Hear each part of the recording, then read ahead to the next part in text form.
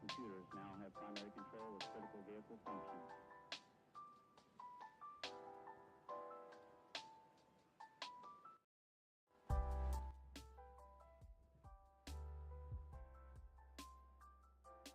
Good morning, everybody.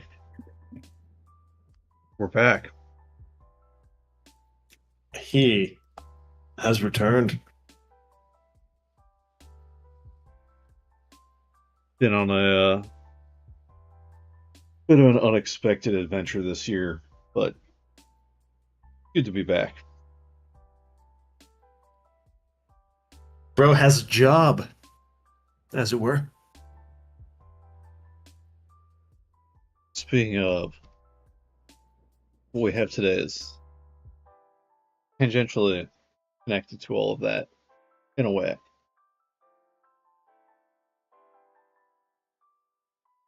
Today I'm just seeing birds of paradise.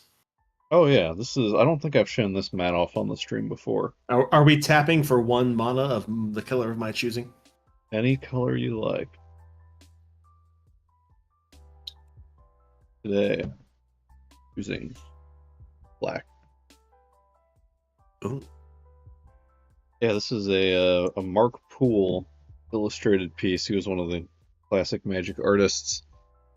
This one comes to us all the way from, oh my gosh, almost a decade ago at this point. This comes to us all the way from 2017. But the contents of this box are a decade old. No, sorry. Oh. The box comes from last year, or this year.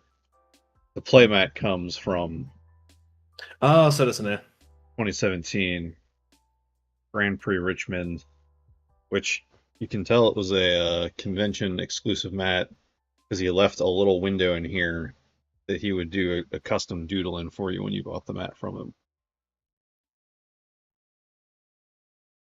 That's the good old days. 2017. So I chose the Dole Amroth piece he did for the Middle Earth collectible card game, and then as you can see, my son eventually got a highlighter and took it to it and added his own touch. I just like to think of those as sunbeams. You know, Dole Amroth is a sunny place. Like it's basically Florida of Middle Earth. The sun breaking through the clouds, driving away the Nazgul.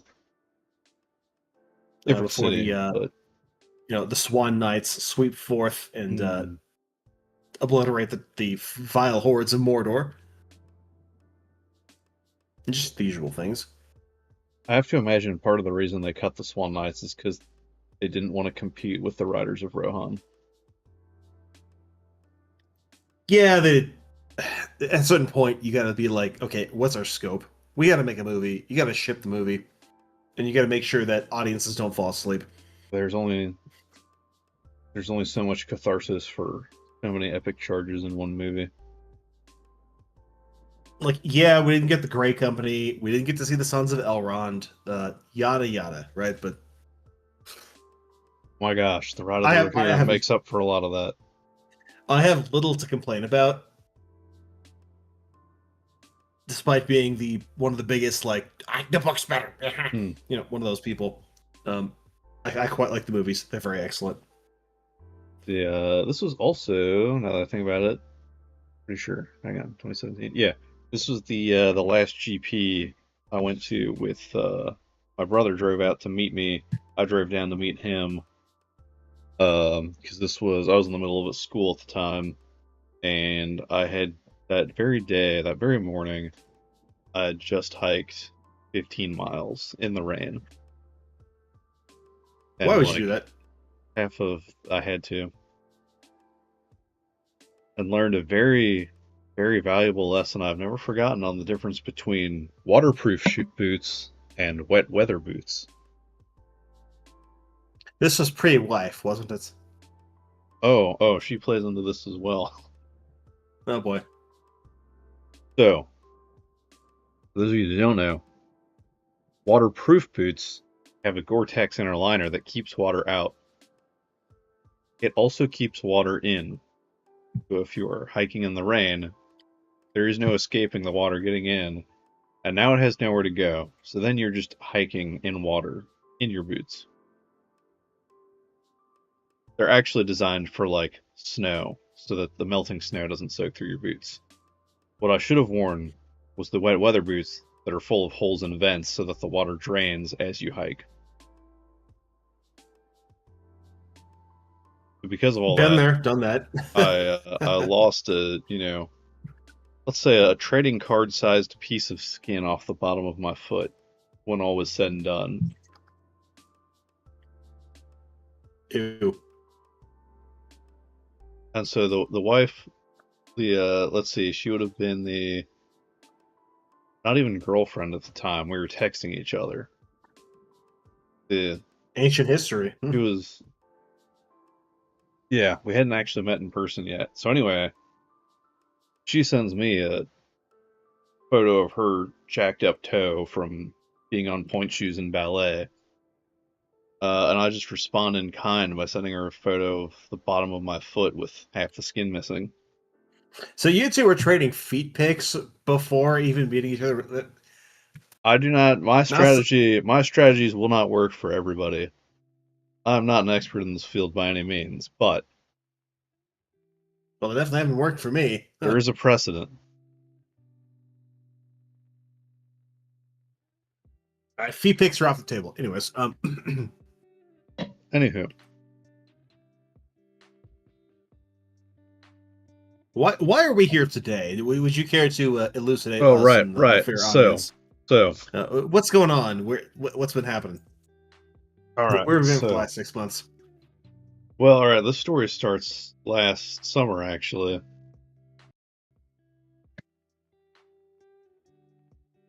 Lo and behold, saw in the Akihabara station the legendary Yostar store with many, many good and sundry Arknights things, but it had a display case with a bunch of watches in it. And at the time, I was fairly confident I had a promotion upcoming, and I told myself, like, hey, if I get promoted to this new position, I'll finally do the fancy watch thing. Not too fancy, but I was like, oh well, if I get this promotion, It's a watch. I'll buy myself a cool watch. And lo and behold, I'm in the Arknights store being like, I wish there was something more practical here and not just, acrylic standees and whatnot and keychains.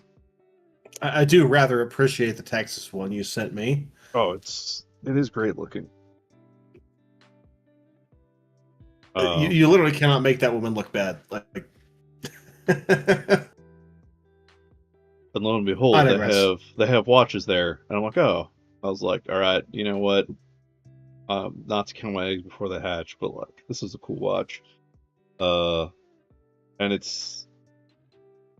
was a Seiko as well, so it wasn't like they just teamed up with like some made in China company. Although I guess that'd be appropriate for a Chinese game to make their watch in China. So it would be. But they had actually teamed up with Seiko, and then I'm like on the Google machine looking at the pricing compared to like the watch this one's based off of, and they're also not like charging an arm and a leg for licensing. So I was like, I'm gonna pre-order this now, and we'll see if I was right about things by the time it shows up.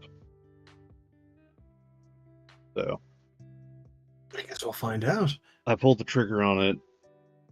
I did in fact get the promotion at work, which was really cool, but also meant that another department saw and they're like, oh, you've got this guy now. Oh, he has these qualifications, you say. Oh, we're gonna poach him for a little bit for another special project that will also involve a lot of traveling. So while I did in fact get the promotion, 6 months. It has been 6 months without, regular Wi-Fi access. And but now you can show fingies. We're back. We're so back. Oh, yeah, we'll just say it was some real IRL Arknights experience. There were boats, there were strange women, there were killer robots. It was You have rock cancer. An adventure. Everything you know has been a lie. Your cat's trying to murder you. Woke up And in what a else? fridge. Oh. Yeah. Ah, dang it! That's what was supposed to be the thumbnail. Oh, what, Doxical? Yeah, completely forgot about Oh, that. At you know, you know what? 3 in the We did morning. yap about that a while. Also, good evening, just Long. make it Good to see you Amiya again. like reaching into the coffin, right? It's like, you know, what is it she says, anyways? I'll just recreate it. Just hand going. Oh, there's the hand. There it is. The cursed fingies. So all of that is to say, this has also been sitting around since like April time frame, but I've not been around to actually like open it. So Well, here you go.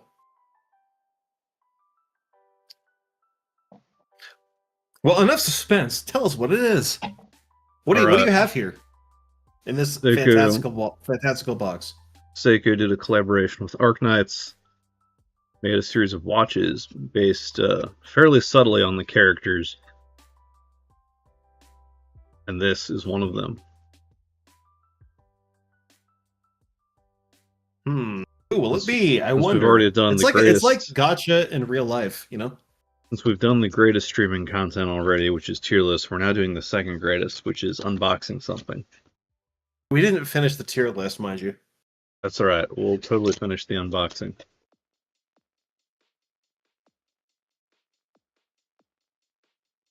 That is a cool box. Oh, that's a cool box. Inside the box, along with the double boxes. The old Seiko manual. Like, here's how you use a watch, you dummy. Put it on your wrist.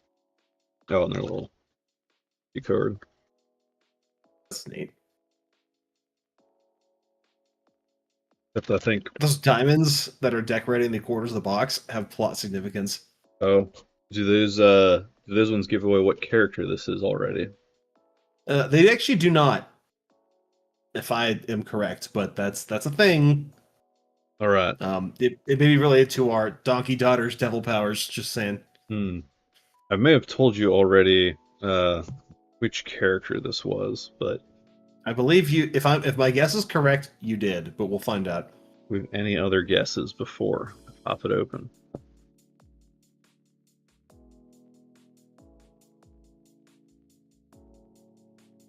I mean, I've got my guess. All right.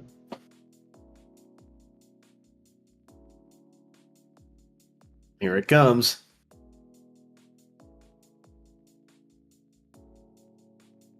It is fancy.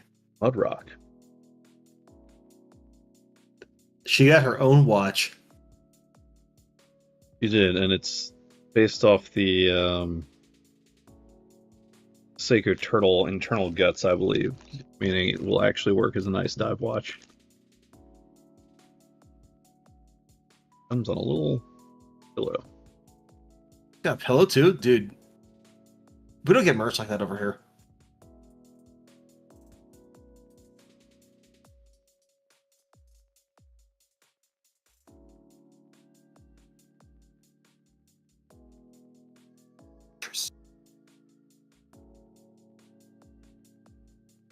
It's got a nice weight to it. Oh, it's got the color on the reflections, huh? I think that might be the blue lights from the webcam. Is there anything on the back side? Well, there is. Let's see. So the front side has got her hammer as the second hand. Oh, that's super cool. And then it's got I don't know how well it's being picked up here, but it's got like a obsidian flecking on the inside of the face. Like you can see like the different colored triangles. I can kind of see it. Yeah. Oh, and then something which I've been waiting to get a watch with this is a bezel. What do those do? Clicky bezel. So for divers, they would use this so they could keep track of how much time they had gone down. So like if I went down now, instead of having to remember that at you know, what is this thing at right now?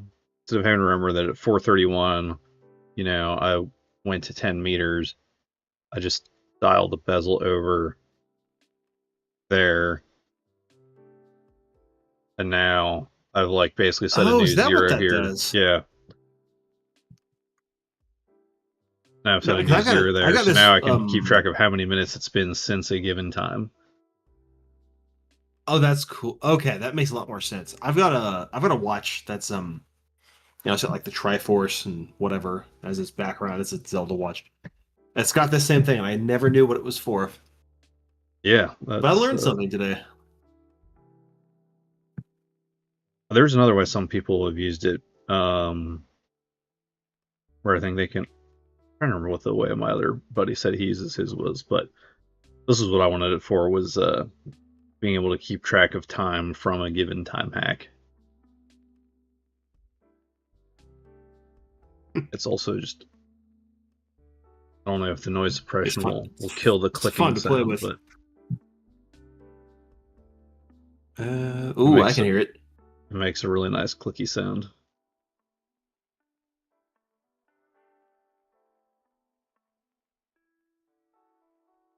That is immensely satisfying. I'm going to get in trouble in meetings, aren't I? Dude, I bring a fidget spinner to work. I think you're fun. All right, so that was the front. Oh, and then also the bezel. This is nice, is it screws down, so you can't accidentally adjust Man, it's just like skill 2. Defensive SP regeneration.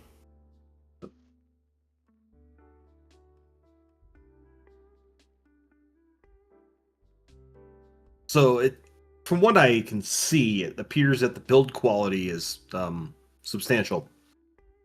Very. This is like substantial is the word I'd use. They don't sell like a Texas themed watch, do they? I think they do. Okay, I gotta look that up. I don't know if they currently are making it or not. Oh, Seiko does make one. Oh, yo. Let's see, what time is it now? It's $630. Oh my god. Which one is it based off of though? Oh my god, it's the Seiko watch. It's the Texas Seiko watch. There's no way it's that expensive. It depends on which model of Seiko it's based off of. Oh my god. Oh, that's okay. I'm just gonna copy this image and send it to you real quick. Like this is insane. Hang on. Peter, can you let me? The hands on the watch are her swords. Dude, that is sick. Oh my god. Why can't I copy this image? Am I stupid? Okay, hang on. I gotta go with the images. Let's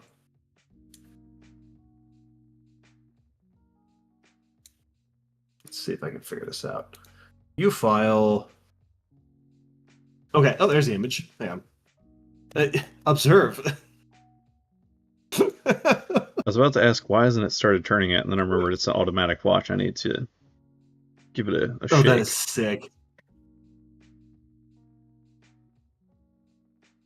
Well, there goes my next paycheck. Right, so backside.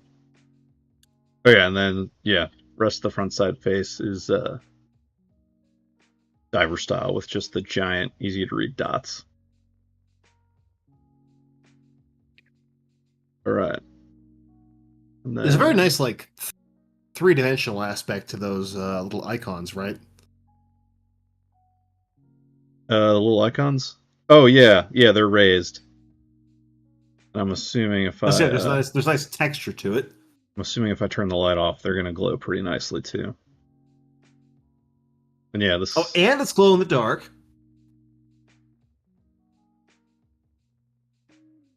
Yeah, all the hands and the dots should all glow. A really pleasant, luminous effect if it's anything like the one on the watch I'm currently wearing. And then on the strap, so it's a little reading. Oh, ooh, that, and then what is that? I think that's the like No, that's not the Hypergriff logo, but that's the like a wave. That might be a skill icon. I'm struggling to remember off the top of my head. It looks like it's recreated on the back here.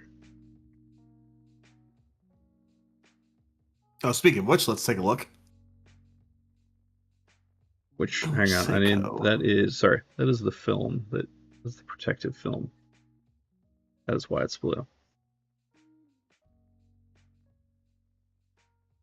I think. No, yeah. Let's see if he can peel it. We got it on there real nicely.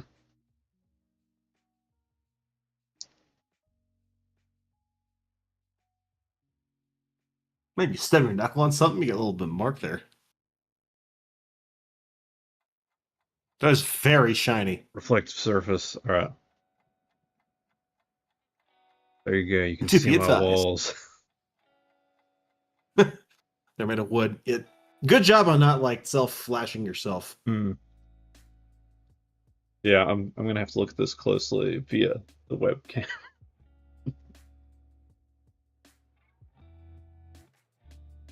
Rhodes Island. Yep. Ooh, and it's serialized there. 0252. Looks like we had a connection delay. Ooh, my internet just go out.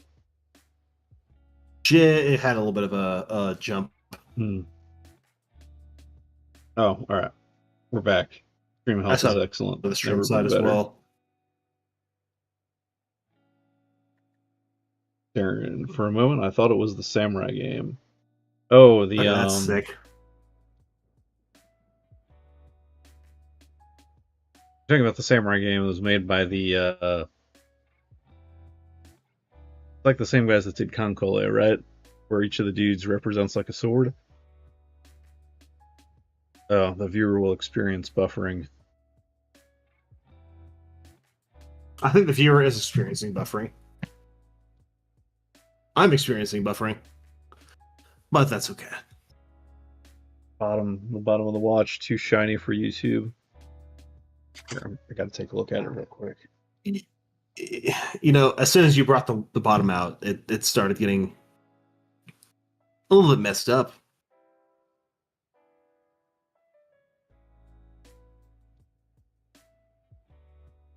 Oh, and we fidgeted with it enough that the second hand is now moving. Ooh. Oh man, that's not just a normal watch. Oh, sold out. Okay. Somebody had a Texas watch for $300 and it's still sold out.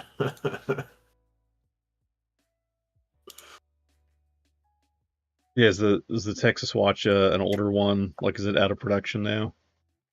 I think so. There's an eBay listing for. Oh my god, there's one for $1,000. Oh no. Oh, it's so over. All right, so for the first detent of the crown is normally up and down, sets the date, so it is Sunday.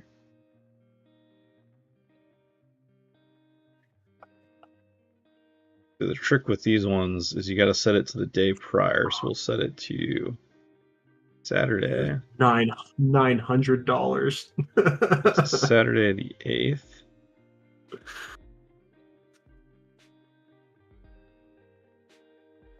What looks so cool. What watch is it using as the baseline?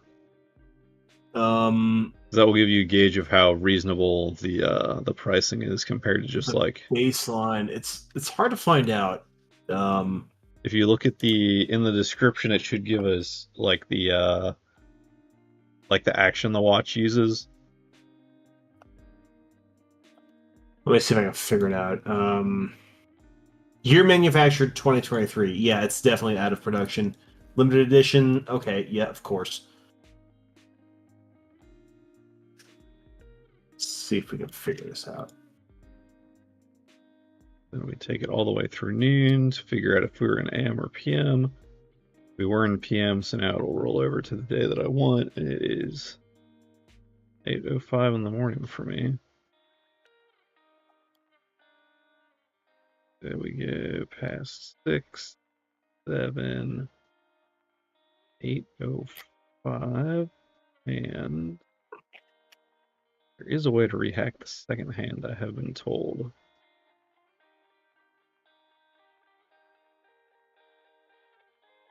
Oh, that's right. It stops when you second hand stops when you pull it out. So you just have to wait till to rehack it as 0. You just wait till the second hand reaches the top, and that's when you pull the crown the rest of the way out. Then I push the crown back in. Second hand starts moving again.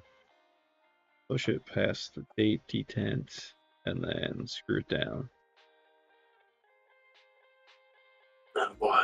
The limited edition Amiya version is $750 on eBay. Dude, I'm so cooked.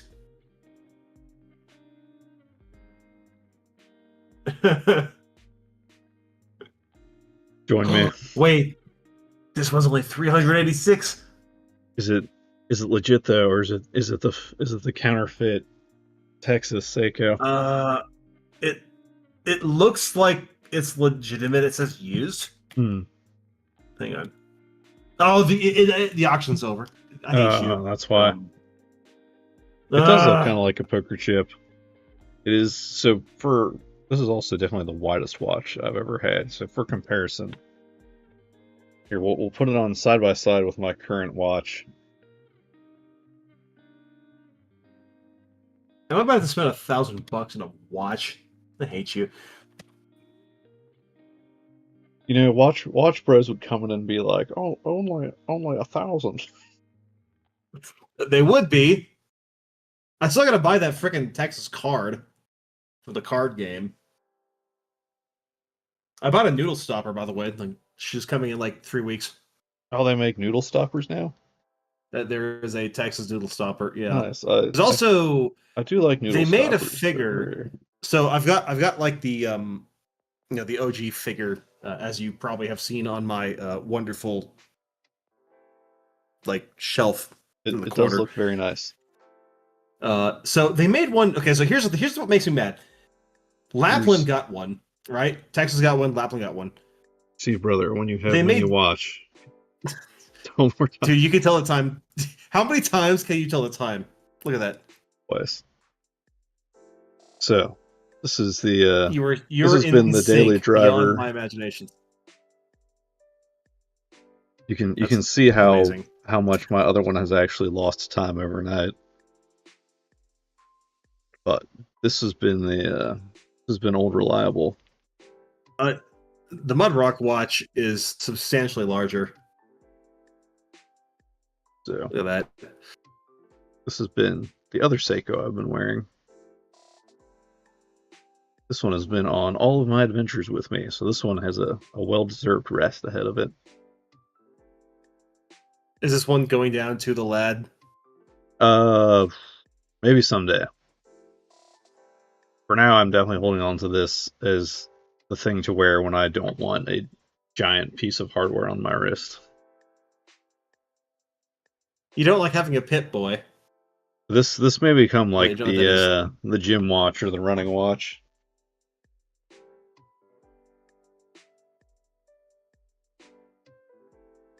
See, one advantage of the Mudrock watch is you can smack guys over the head with it, and it has the same effect. It stuns for half a second. I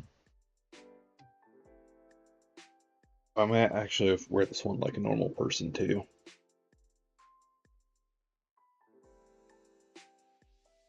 Okay, keep it on the back of the wrist. That's the way real people do it. Like normies put it on the top of the wrist, okay?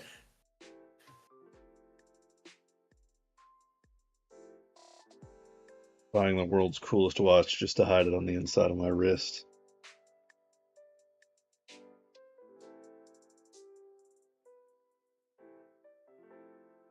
There we go. Now, what'd you use your thumb? Thumb? Normal? It looked like you had a little bit of a nick on there. I think it's just the shadow. I guess not.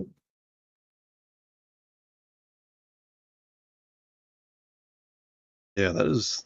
Like I when you just cutting I veggies wrong. actually noticed the weight on my wrist with this one.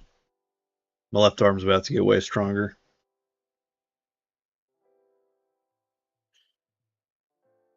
I mean, that's what that does.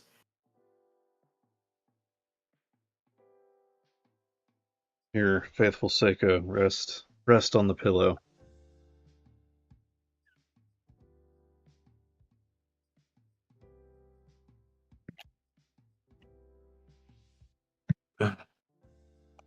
Rest on the mud rock pillow.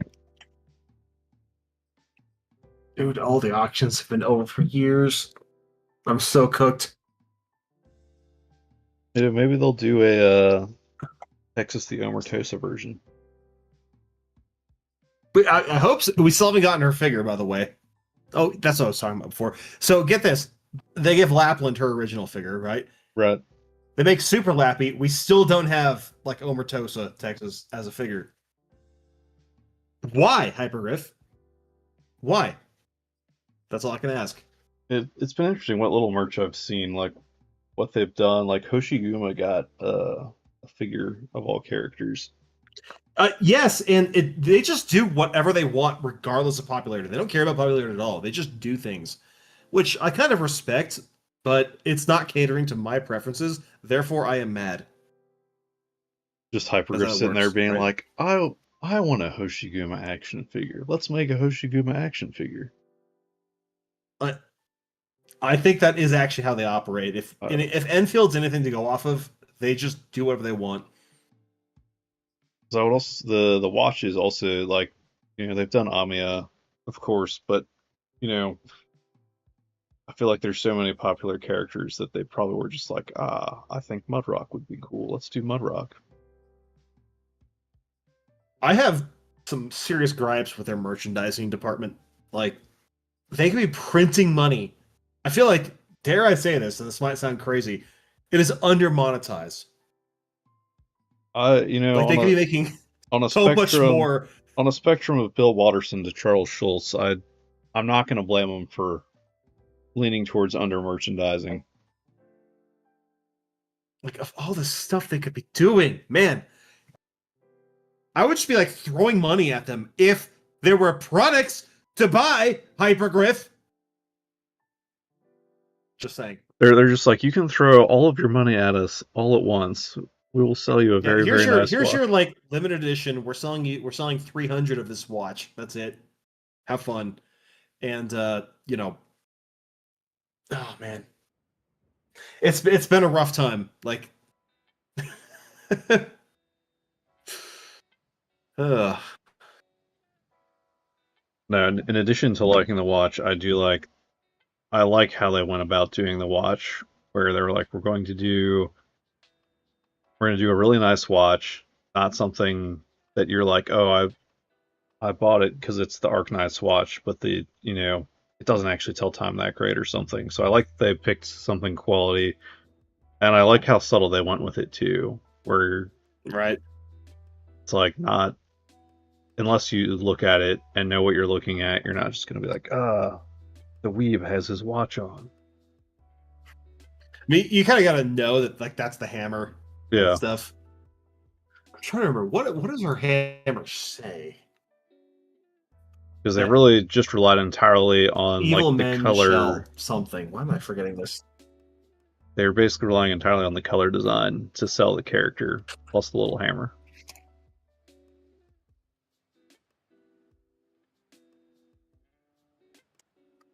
Let me see if I can get the camera to capture. Right, that's Psalm. It's Psalm 37:9. That's so. For those who are evil will be destroyed, but those who hope in the Lord shall inherit the land. Here's the lava field design. Or to put in other types of English, for evil men will be cut off. Hmm.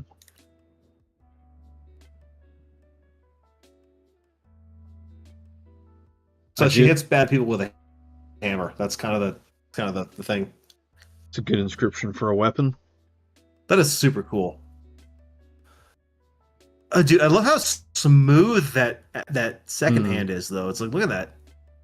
It's just like slowly going round. Yeah, it's not Worse right now. Oh man, What is the my life is over. comparable? My What, finances ruined. please help me budget. My family is starving. Pretty much. I think it's that same type of watch as you're holding right there, but just different themes. Oh, let's see. Were you ever able to? Hang on, let me open the Discord window.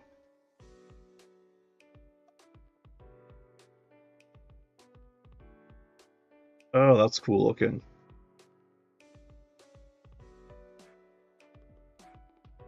Yeah, that's a pretty badass watch. Let's see what model There's it's a based bunch of off this. There's like, you can find the Doctor, you can find Resmontis. There's the X-Suit watch. Ooh, all Seiko. It's the Arknights, Texas. Okay, come on.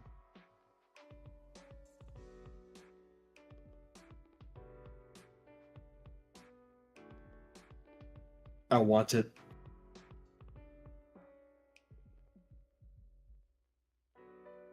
What should I gamble my fortune on cryptocurrency or buy the Texas watch? What do we do? One of these things will tell time for the rest of your life. The other This is thing true.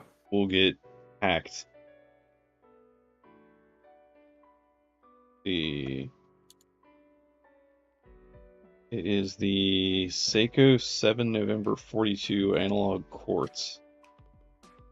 Average monthly accuracy like of a plus or minus super 15 cool watch? seconds, 5-year battery life.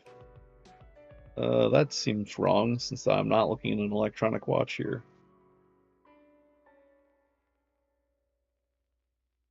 I mean, it kind of has a calendar function. I'm just so it's mesmerized that watching function. that hammer spin around. Hmm.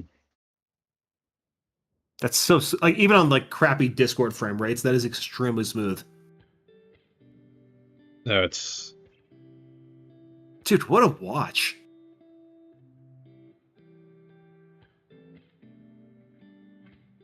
Look at it go. yeah. Holding this in my hand now. I'm glad I went with it.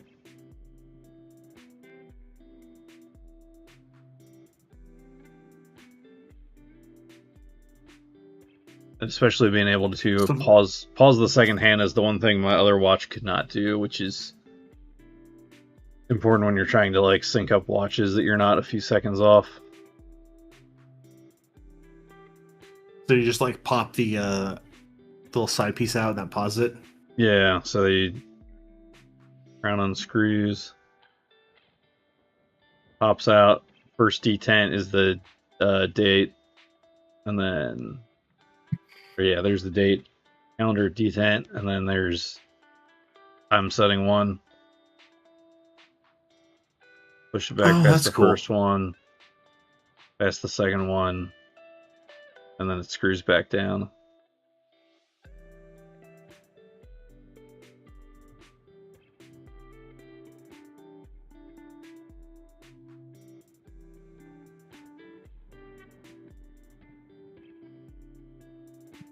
Okay, well, I guess I'm gonna have to find one of these.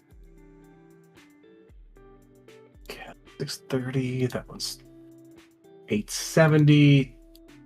Man. Come on, Hypergraph. Figure out your freaking merch. They don't understand. I'm an overpaid software engineer. There's like thousands of us. And There are dozens of us. we can't buy merch because nobody has it. Ugh. Oh yeah, there's the side view.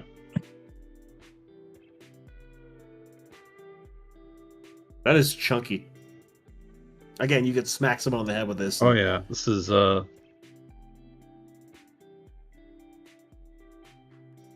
let's see. Hang on, is it seen enough sunlight yet to glow?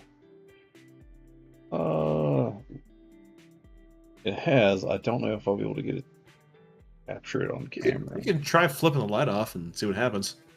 Here, we'll put this hat over it. Hang on, let's get it in focus. I can see like your blue ceiling light.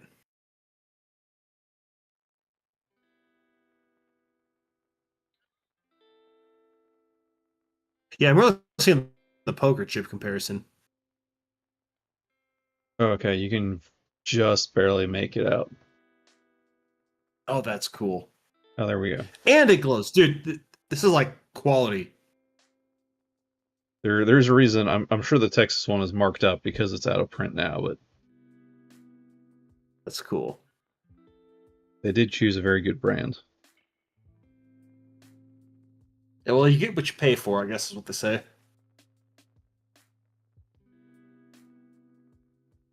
Yeah, this and I ended up getting another Seiko this year too for sentimental reasons, but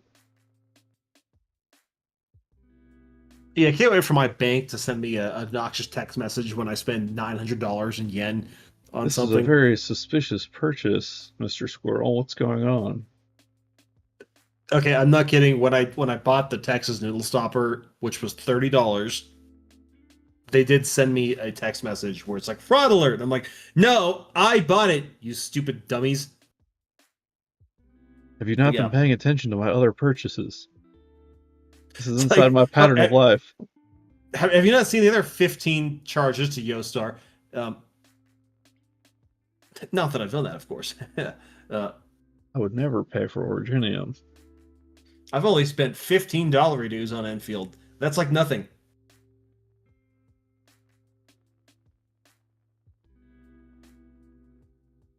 Well, those gold rocks don't print themselves, I guess. Hmm.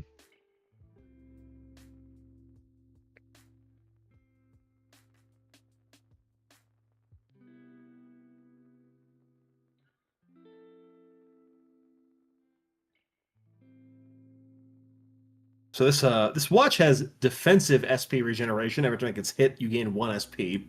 Hmm. And at 5, that's when skill 2 activates. You spin around 360 degrees.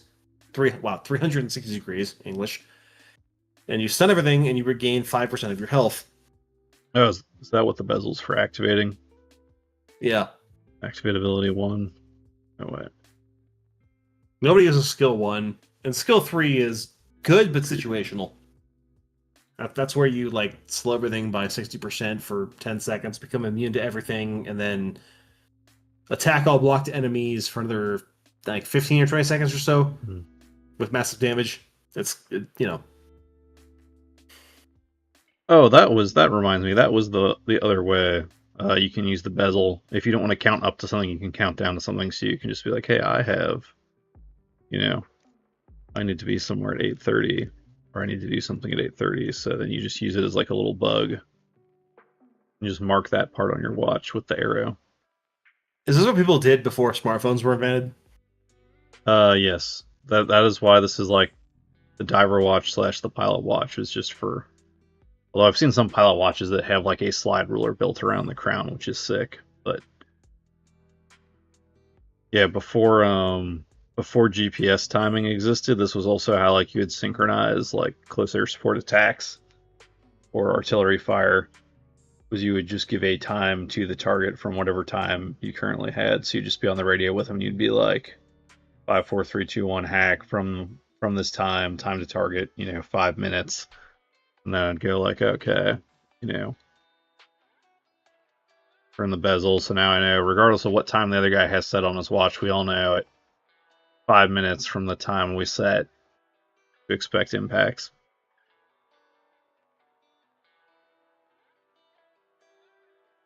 Flow of coordination is substantial because you have to like estimate like time to target on like, let's say, a shell. Yeah, which if you're an artillery guy, your whiz wheel will give you a lot of that. If you're a pilot, like you're running the pilot math in your head, or maybe making your co-pilot do it if you've got one. But because you're gonna make sure you turn and do your you're basically your doing run at your the exact time that's doing all the math in your little box. Like, all right, it takes me 1 minute to get from this part of the battle, from here, from the HA to the battle position, and then time of flight on my weapon is going to be this. Yeah, if you get like those big fatty cluster bombs with the parachutes, it takes a bit more time to get to the ground and all that. Oh, the versus old just, retarding fin kits. Yeah. It's got a really cool name. The Snake Eyes kit. Versus your usual gravity bombs, which are detonate on impact. You get like your 500 pounds. You get some other ones, but they have those like fins that pop out in like that cross shape. Yeah, I've got a picture around here. Snake Eyes kit.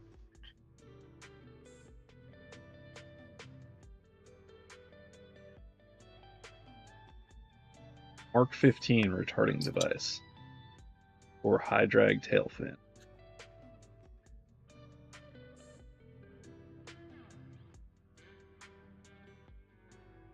It does look really cool.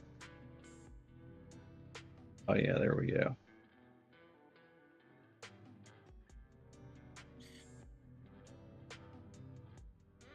Can I just paste this thread into the stream? OBS might let you do it. I know you can drag stuff from a Windows Explorer like file structure directly into OBS and just, there's your image. Yeah.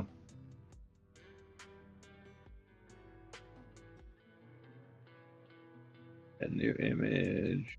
I gotta save it to the desktop.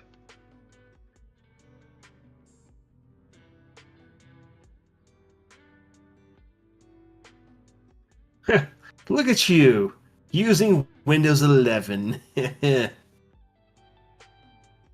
are you enjoying your Linux over there? I will lord my superiority over the plebeians until the end of time.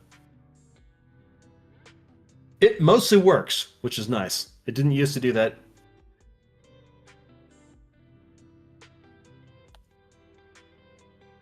But yes, we have reached the point where the average desktop user can probably get away with a Linux distro, and it mostly works for the email and the streaming and the yada yada. You can even play Left 4 Dead. Although I need to do a little bit of fiddling because I haven't figured out a way to make the Enfield launcher work yet. That's more just me being a stupid idiot, but we're working on it. There you go. Here's your Snake Eyes Mark 82. Perfect for if you want to escape your own bomb frag by dropping low. Spicy. Yeah, that's what I'm thinking about. Imagine a bunch of those coming off of an A10 over your position. You can also use it to drop closer to the target than you normally would because it won't glide as far or fall as far. I mean, what is that? Just like a bit of steel, perhaps, on the end of the bomb, and it just pops open. Yep.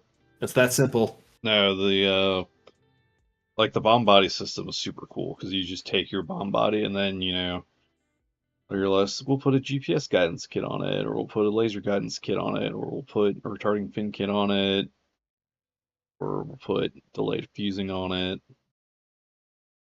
and that way the ordies just have 500,000, 2,000 pound bombs, and like Legos, spicy Legos.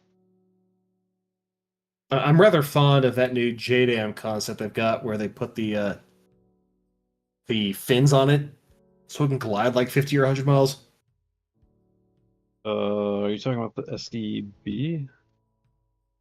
I don't know its name, but that's just kind of one of the newer concoctions they've come up with. It's like, you use all these JDAMs, which normally have somewhat limited range from the dropping aircraft, and make it so it's basically a glide missile. Thanks, Russia. We're just going to steal all your lessons. It's kind of one of those things. Okay. So, no, yeah, the small diameter bomb is its own thing. That's the beauty of it, though. The engineers just keep making more and more things to stick onto the explosives. So we go from watches to ordnance. They're kind of the same thing when you think about it. They both work to a specific timetable. It would not be one of our streams without an aside to the interesting side tangent. I believe it's mostly interesting side tangents. Plus, I'm not actually a watch guy, so I don't actually have a lot of insightful things to say about this other than it looks cool It's cool. and it's a Yeah. nice watch. I mean, I think it looks cool, and now I'm about to spend $800 on the Texas watch. So, thanks a lot, buddy. Enjoy.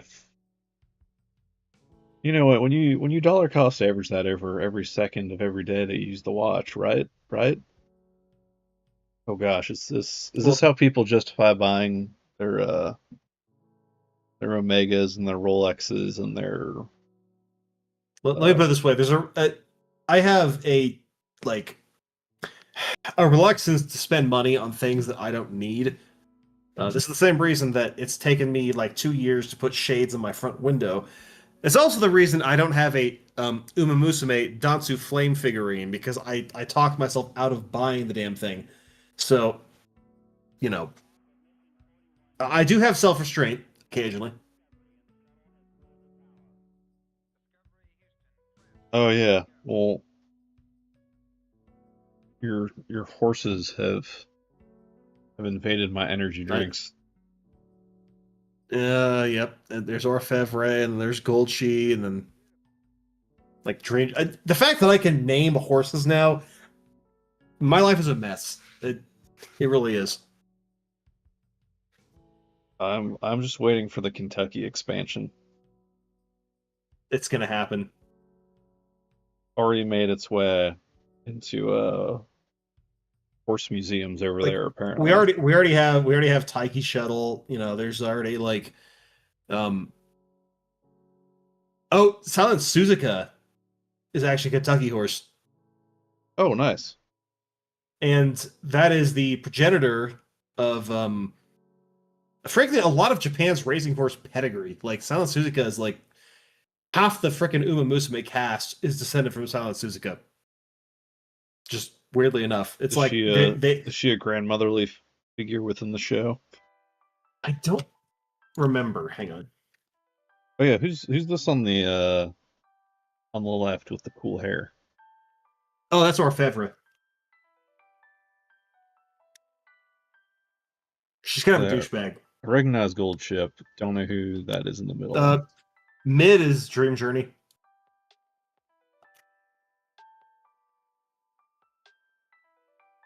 But yes, your horses are in my gamer fuel.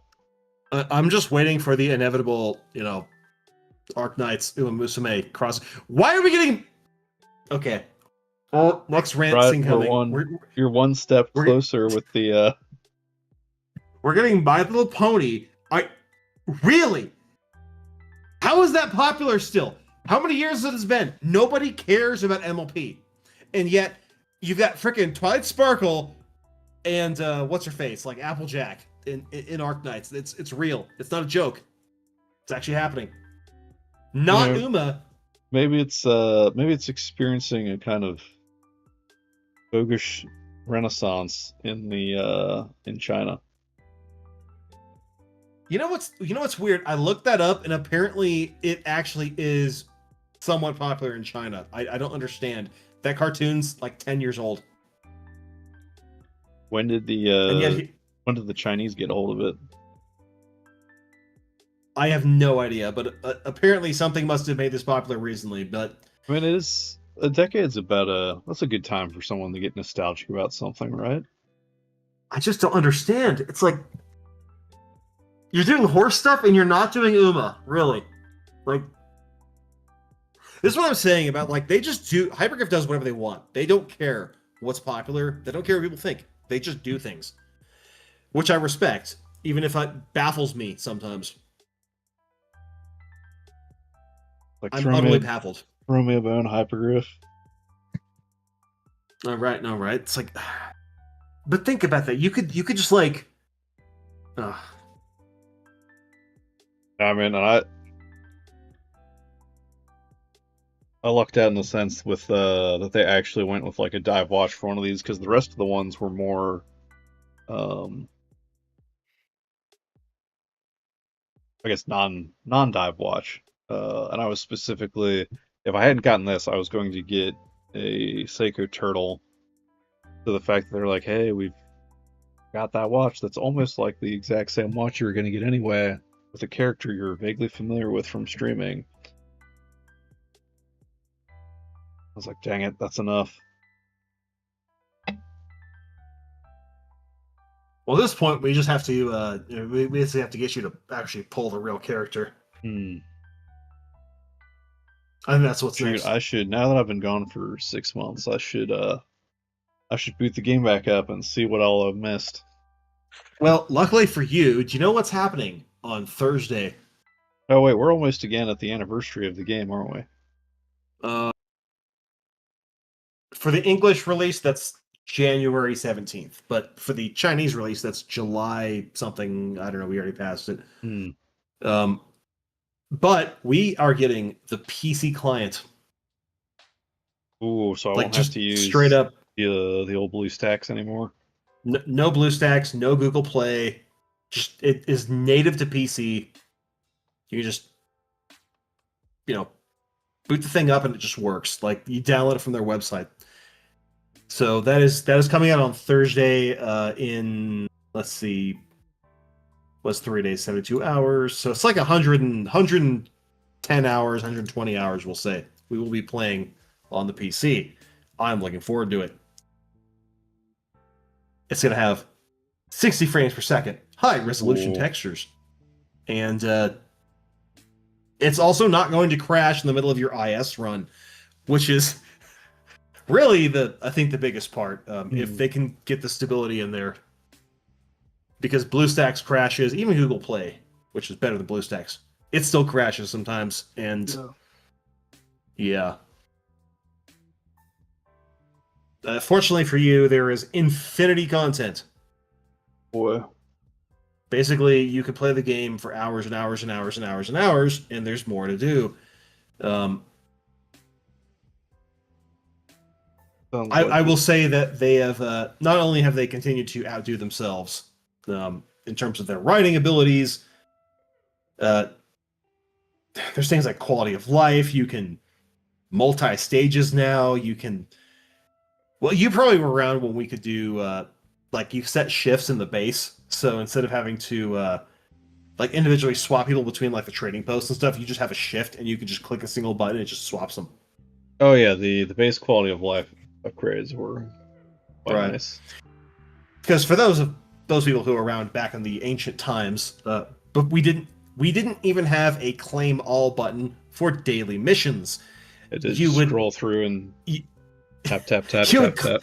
You had to click the button multiple times to claim everything.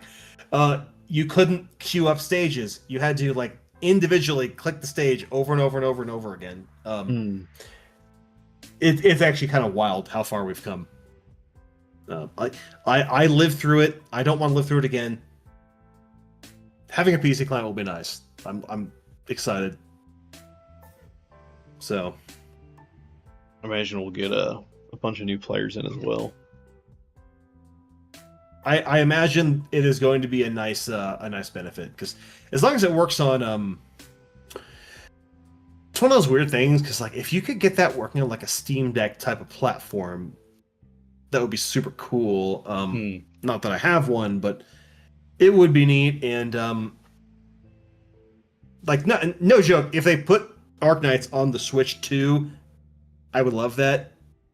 That would be awesome. I don't think that's going to happen. Well, something tells me Nintendo wouldn't really go for that.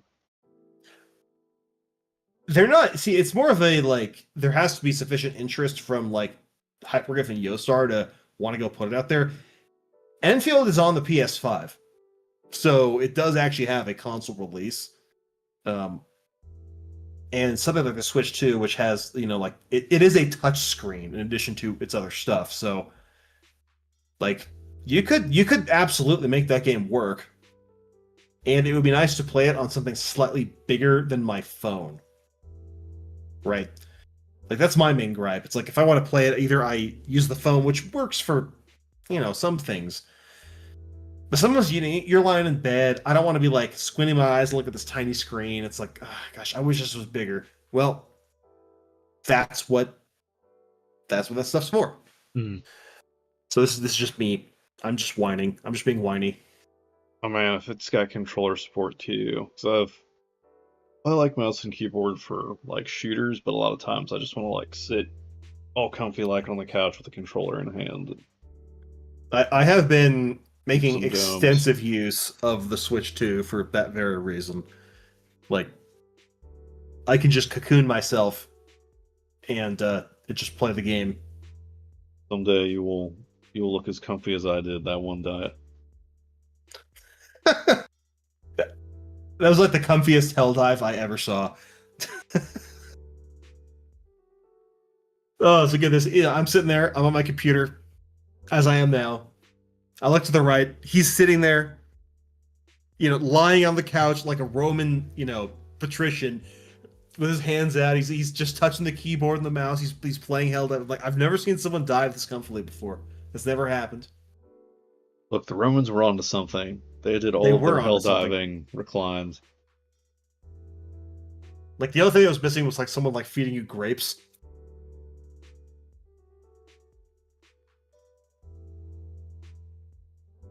It's sad. The Romans really perfected the gaming chair back in the day, and we've been trying to catch up ever since.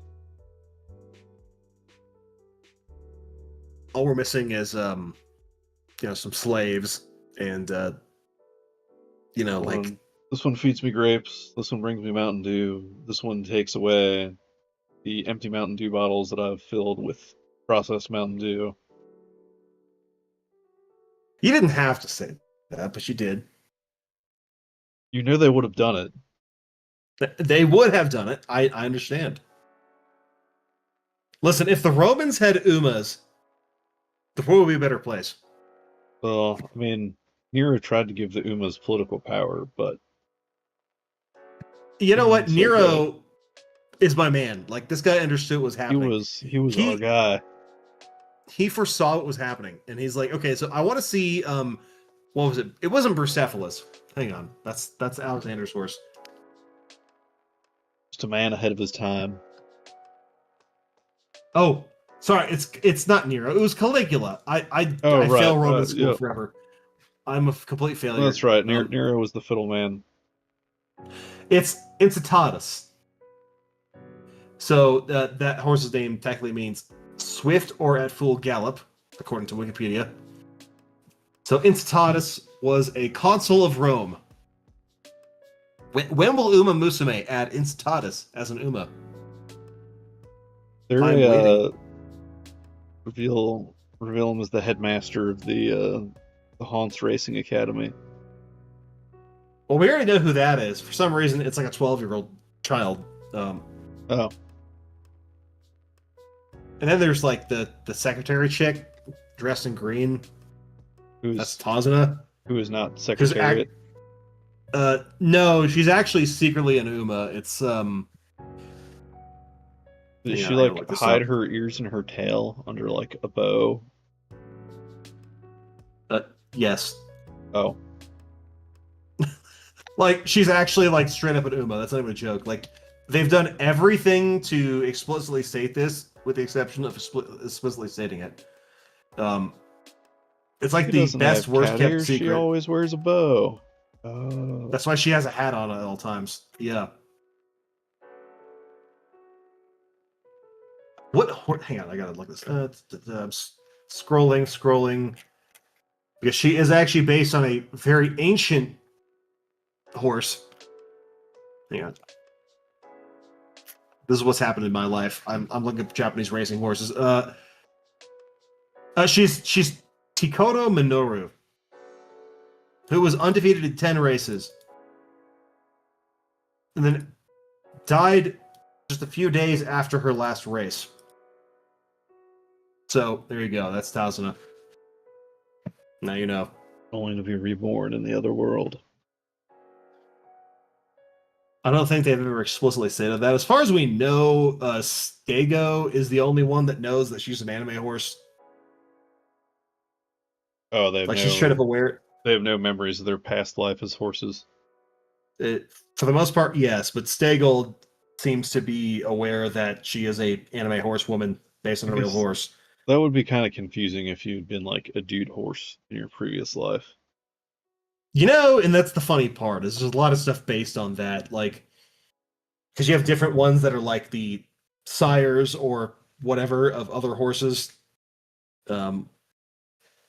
Like you've got let's see, it was like, what was one thing? It was like, it's like Air Groove or something like that.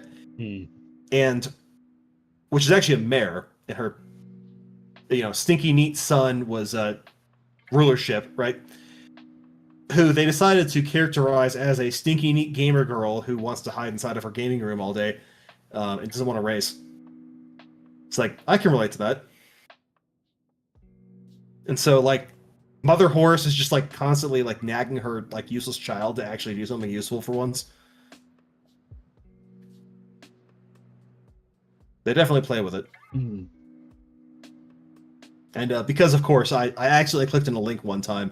My YouTube algorithm is just force feeding me Uma stuff for like the last 6 months. Oh boy, I've dodged that so far. My life is over. I've been Uma pilled. There's a great tragedy, a great conundrum that is of course going to happen. I don't know who Best Girl is. I just can't figure it out. Really? Yeah, not in Uma Land. No, there's some strong competition. Like, let me this way. I have a certain sense of, we'll call it emotional stability, right? I know who Best Girl in Arknights is. We all know who it is.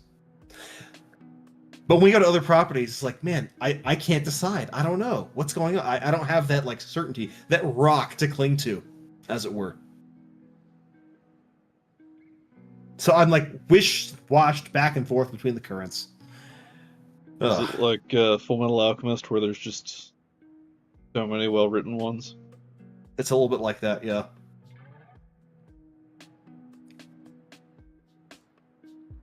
Let me put it this way. I understand why the Uma is popular these days. I still need to finish season 3 of the anime. I got like halfway through, and maybe I'll do that today. I don't know. But there's more. Yeah, I highly recommend it if you haven't watched it. By the way, like that's actually like unironically good stuff. I've been trying to clear a little more of my backlog, trying to introduce Minna to Oka Magica so we can go see the final movie theatrically. Do you just like enjoy torturing your wife? Is that what's going on here? No comment. This is Madoka Magic. Despite, and to put all my cards on the table, I have not watched the entire thing. I know enough about what happens. The original series is actually quite good and actually has a really solid ending. See, and that's what I hear. It's like, there's nothing bad about it. It's just like, wow, it's pretty heavy. Whereas there's a kind of a non-anime-ish dude who reviewed it, and I appreciated his review because he was like, it's not like super dark and edgy. He's like, it's just realistic in the sense that like the consequences implied by the setting are there instead of being like hand-waved away by something. That is something I appreciate, in maybe shows in general or kind of fictional things where they can, and I know, like, take a shot. This is one of the things I like that they generally do in Arknights for the most part is based on the setting and here's the circumstances, things tend to actually happen for the most part.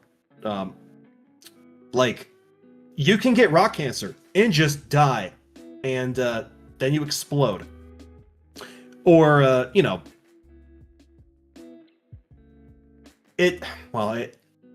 without wanting to spoil things, you actually will get certain events. Oh, this character did something bad. They are executed at the end of that story arc because they got arrested. Right? Things like will generally happen. You don't run into the whole if we kill our enemies, they win.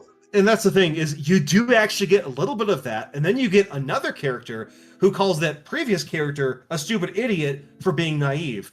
Like, as much as I like to make fun of the cockroach, like, W does bring a certain amount of, like, grittiness maybe to the story. She's not afraid to just like blow people up, quite literally. Because you'll have Amiya there. She's like, oh, I'm the anime protagonist, and everyone's like, shut up, Amiya. We should kill this person. They actually like play with the idea. Different characters are allowed to have different perspectives on it instead of everyone being absolutely. like, oh, let's all line up behind the protagonists and validate them. So we actually have some legitimately bad people working at Rhodes Island. It's quite fun. And the company is not afraid to. They're not going to not always let like morality get in the way of accomplishing their objectives. That's part of the fun of the whole thing.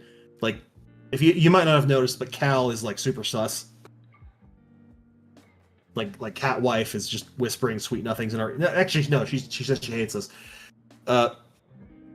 She's up to no good in some ways. You'll see. She's playing her own game. Basically, it's weird because like in the grand world of like protagonists in these kinds of gacha games, there's a couple different ways to approach this. What's become distressingly common over the years is sort of like the Kirito. You know what I'm saying? It's like, oh, everybody just wants to, everybody loves this guy, and he's the coolest ever. Right? Like, we've all seen it. We've all seen it a million times. So when you go to, you go to like OG Arknights, you've got the Doc. Fella's got amnesia. Like, his cat wife hates him. People are withholding information. And you eventually find things out. The guy has zero physical capabilities. He is a loser. like he's a doctor. Everything is about the fact. No butt. Yeah, it's all just in his brain, right? So it's weirdly, in some ways, weirdly similar to and I don't think you ever played Fire Emblem Awakening on the 3DS. On the 3DS. Because that has some eerie parallels with the general Arknights story that I think are coincidental, but I wonder if the developers played that game. I think they did.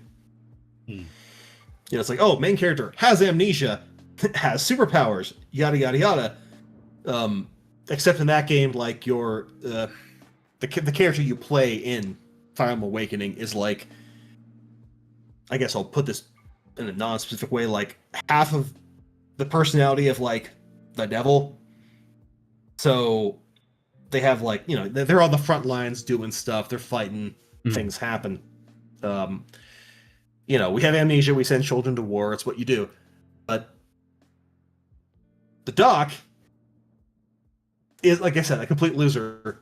The guy could not fight his way out of a paper bag, and so everyone has to bail him out constantly. And now, I guess we're getting a little bit, this tangent's going places. This is the tangent with the way part of the stream. This is, with the way they do it in Enfield, is John Enfield is like the super cool hero guy who doesn't afraid of anything, and he fights the Aether and stuff. So it's a bit of a different vibe. So instead of being like sort of, like central command, it's like barking orders on the telecoms and stuff like that. It's like actually dude who fight with sword. That is John Enfield. Versus dude who staff really good. Yeah. Like, we'll have to do like a full like Enfield character design deep dive at some point. I think that could be quite fun. Because based on some of the things we were discussing, I guess this was like 2 years ago, man. Time flies. But it's interesting to see them like take some of these design instead of making a 2D character that's instead of being like a sprite, a chibi sprite, you have now a full 3D character model, and they have animation. I do I like you that look at third something like lady Blaze, that and you've been spamming. Okay, first of all, I wouldn't say spamming. Okay, But yes, it's not as we are bird frequent. appreciators. Not as frequent as Texas posting, but the bird has a great design. Wait, you know they call me out like that. Anyways, yeah, we'll talk about Arcane. We like Arcane. She's cool.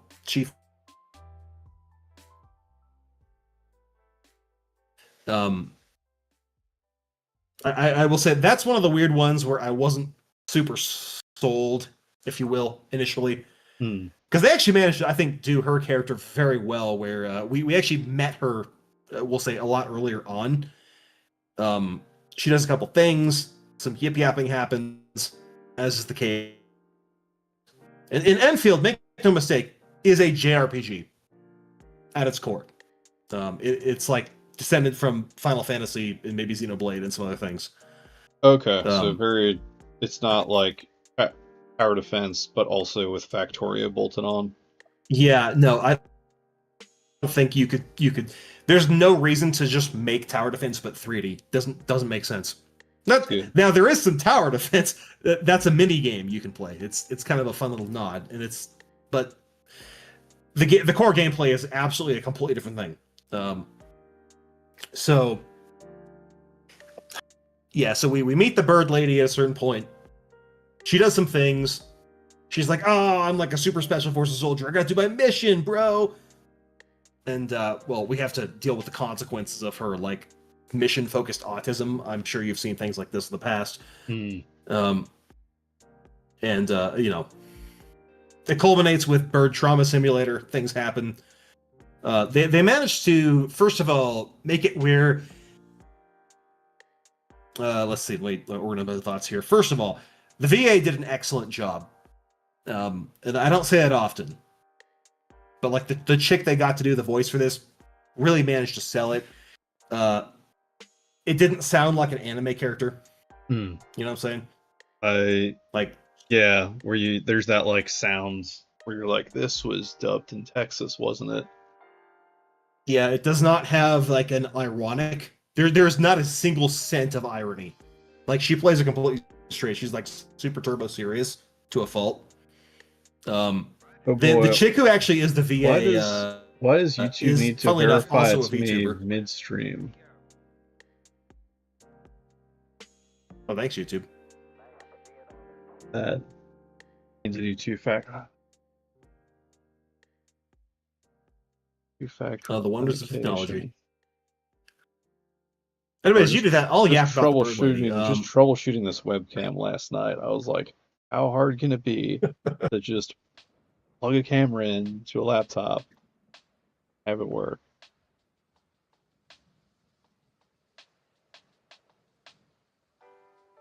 It's harder than you think. But yeah, let's see. There's again, Bird Woman. Oh yeah, is it Flying Enfield Guns released with like Chinese and English language tracks? If you mean like specific character voiceovers, it has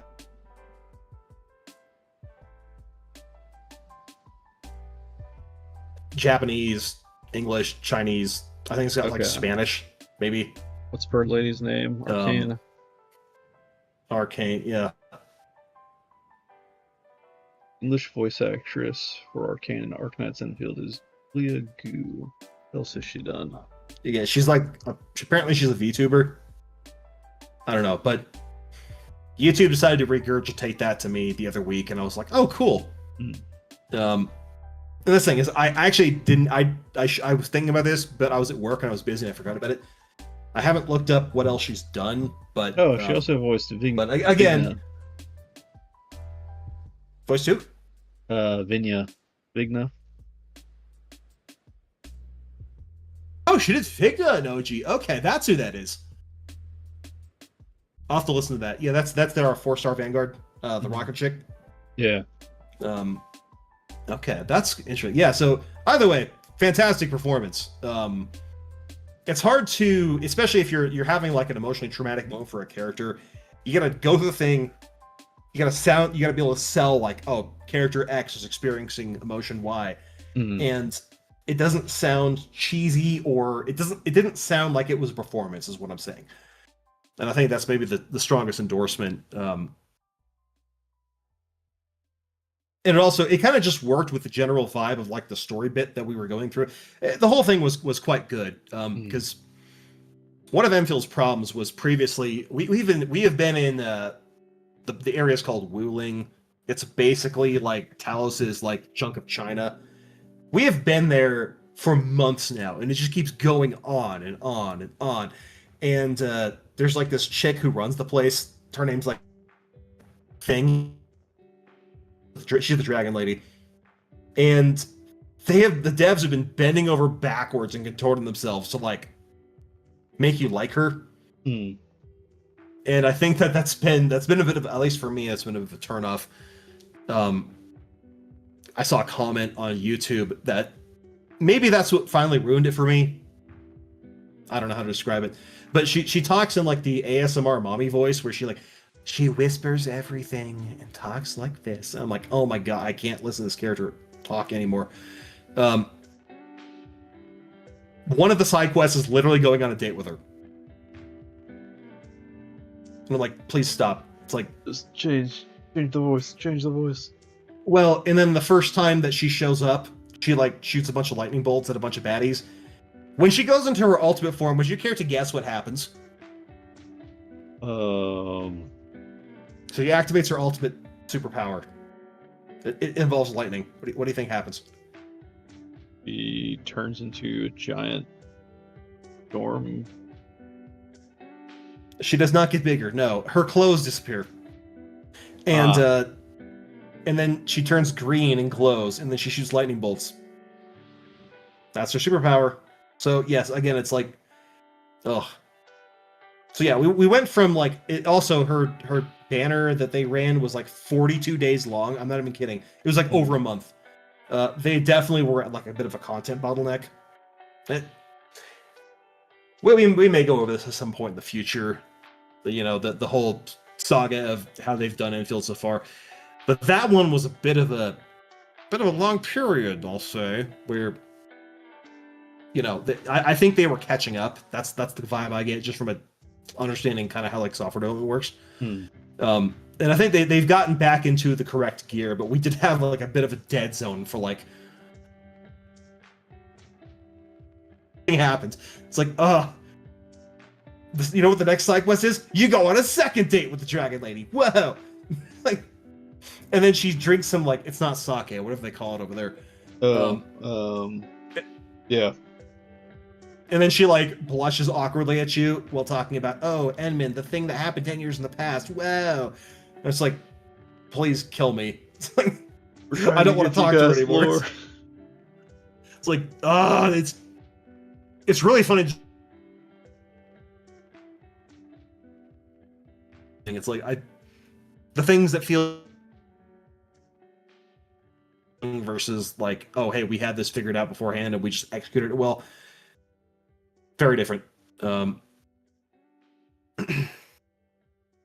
Yeah. So I'll say we'll talk about this perhaps in the future if we did like just a general character review one. I'm not a big fan of the thingy lady.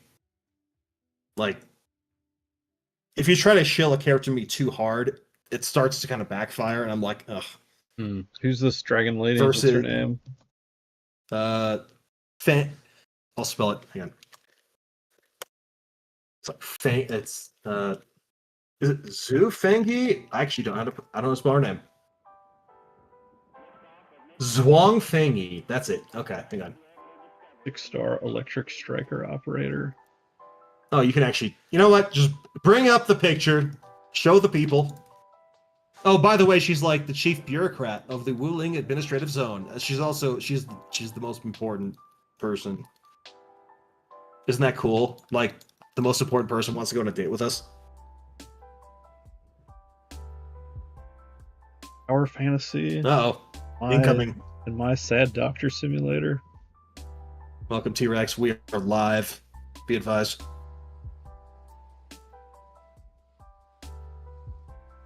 But yeah, they turbo tried to sell the Dragon Lady, and it made me like her less. I admit I'm a bit of a prickly person in that situation. Like, that's more of a me thing, maybe. Wait, your name is actually Endman? Yeah, it's John and Phil. That's Wait, it's so stupid. It's you're actually called End Edmund? Administrator is dumbest. That's the dumbest name. I think they're playing a game with us, personally speaking. Without This is like FromSoft at the point. shenanigans. It could be. I get this vibe that and I realize you'll have to play it yourself and see what you think, but I think there's something suspicious going on, and I feel like this is like the dumbest, like, oh yes, Captain Obvious, there is something suspicious happening. There obviously is. Like, I don't think that all the things they say that John and Phil did are true. I think there's some propaganda. Here's Fangy. There she is. All right, here we're pivoting. We're pivoting into impromptu design analysis here. Yeah, my apologies. I thought I saw this was in the general voice chat and did not realize you were actively streaming. So, hello, welcome to the show. We didn't join the stream. Welcome in, T-Rex. All right, what do you think about the Dragon Lady? Tell us. Honestly, compared to some of the Arknights designs you guys have shown me, I actually approve of this one. Doesn't have weird, unnecessary bits attached to it. She's got some interesting techno bobs floating around, but that's okay. She shoots lightning with them. I like the vaguely Gilgamesh floaty from that Fate series thing, floaty swords, and I actually really like her outfit. It's understated but still noble looking. She is the chief administrative bureaucrat of the Wuling region, or however they decide. I mean, honestly, given my admittedly surface level understanding of how Chinese administration worked in ye olden days, I can believe that. She seems like what she should be. I actually like her design. All right. Well, we actually have a positive approval from our guest here. What do you think, Miliota? What do you think about her? I also like the Dragon Lady. I mean, I'm not gonna lie. Yeah, she's hot, sure, but like, I like the subtle use of the red, complement all of the like white and green in the design. Yeah, adds a little spice. I do like her horns. Like, if you're gonna use those, I think that's great. She also got a little bit of red in the tail. Yeah, and the horns are. There's a spikiness to the horns that also kind of like the same thing with the little techno gribblies. Like, it adds edges and hard lines to something that's very flowy and water-like.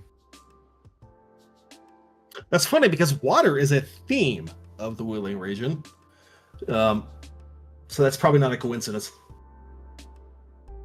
Yeah, I like how the. There's also. Oh wait, where's my cursor? Won't show up, will it? There's also a lot of squares and cubes involved. Everything is cubes, by the way. That's like the chief architecture of this place. Yeah, I like the little line of squares going down her torso. That helps break up what would otherwise just be like a completely smooth part of the costume. Now, remember, these characters are represented in full 3D. Unlike OG Arknights, where they're just chibis. So you've got to have everything set up so that it shows well when you can move the camera around and look at it from different angles. And how do they move? That's another question. I'll say it doesn't look like they've had to compromise on their like design or feel of the world at all to accommodate the 3D. Not too much. I have one or two ones that I don't care for, but we'll maybe get to that at a later stream. Hers is a weird one because like it's one of those things where as a base design, I think it's I generally think it's pretty fine. I am just tired of talking to this woman in game, and my patience has run dry. That's kind of where I'm at with Fangy here, as I described previously. Like, I've seen entirely too much of her, and I've seen entirely too much of her, and I don't want to see anymore. I'm like, shut up and go away. That's kind of where I'm at this point. But again, that's just the me thing. Their picture of what the 3D model looks like in game. We should be able to find one. Yeah, let's see.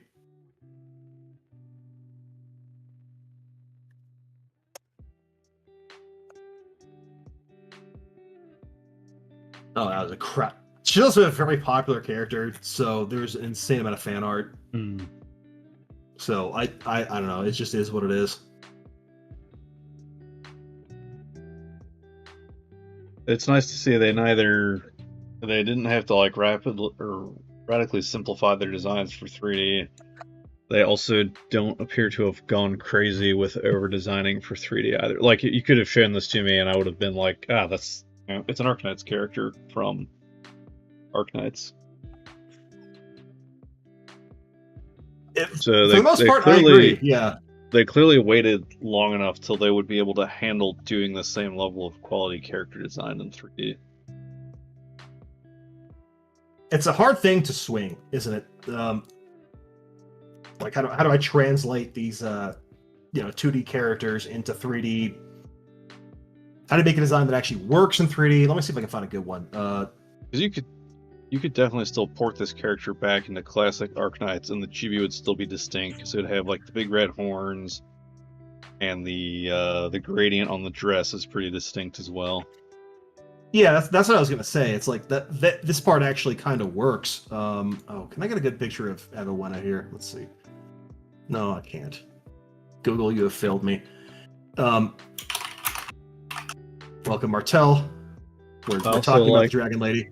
I also like that if you look at it, they're using the same color palette for her hair as they are for the dragon tail. As they should.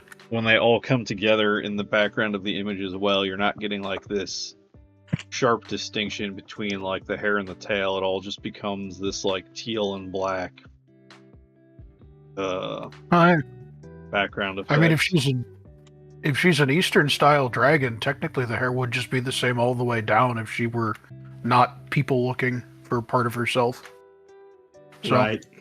And then there's just a little bit of the magenta and purple thrown in down on the tail. Ooh, that's a better one. Yeah, you were just talking about Arknights having been like 2D chibis prior.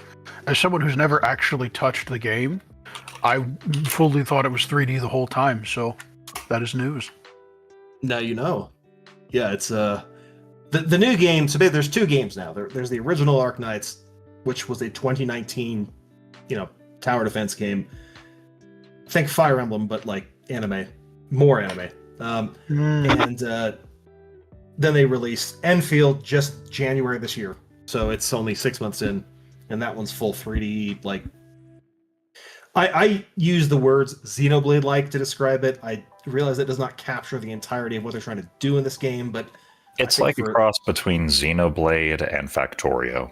Yeah, it's very much not aimed at the mass market, which I kind of approve of them, like having the balls to spend that much money on something that's not meant to be like the most normie friendly game. Well, I was actually thinking about this. I feel like video games are saturated. Oh, they're very not much wrong. Like, very much are. Seriously, if you want to release a new game, it'll have like maybe a week where every streamer is playing it, and then no one does anything with it anymore. Right. So if you want to make money, you basically need to cultivate a dedicated fan base, like the hardcores that'll stick with the game after the fad has died out. Yeah, whales, infinite content treadmill. Well, that's a bit. And think of it like the guys who are still playing Payday 2. There are quite a lot of them, even though it's a very old game and Payday 3 has come and gone. Yeah. I'll say this with especially relations to just a lot of the popular discourse on Enfield. There's a lot of unemployed behavior going on. I don't know if you've noticed this, Martel, but basically you've got this class of like YouTube commentators that just whine about how there's nothing to do because their job is literally to just play video games. They don't have jobs. We have jobs. We all go. We go to work. We work there, and then we come home, and then we're like, oh, yes, let me play. Like, Yeah. let me rephrase this. Oh, When let I me get think an about- hour of gameplay in here. Yeah, well, I'm like, oh, when I'm gonna play Enfield this week, I'm gonna play. I'm gonna wait till Friday. I'll be sitting there on Monday. I'll be like, well, you know what? I'll wait till Friday to play it. I don't have time during this week. I gotta go to the gym. I gotta do my laundry. I gotta do all this other stuff. So I can't sit down and play Enfield for 5 hours every day because I have an actual job. So this means that I don't finish every new patch the day it comes out. Wow, what a concept.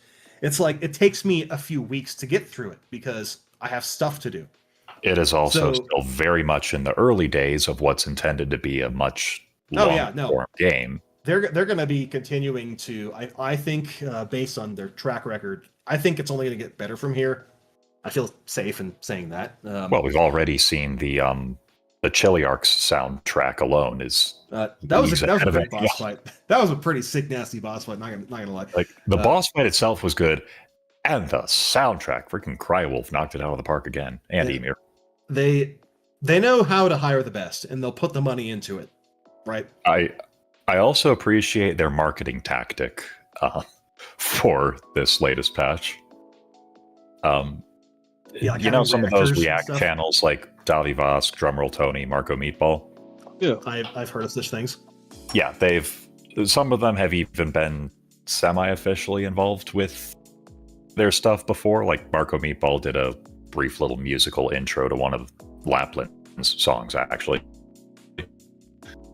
So they just paid these guys to react to the music.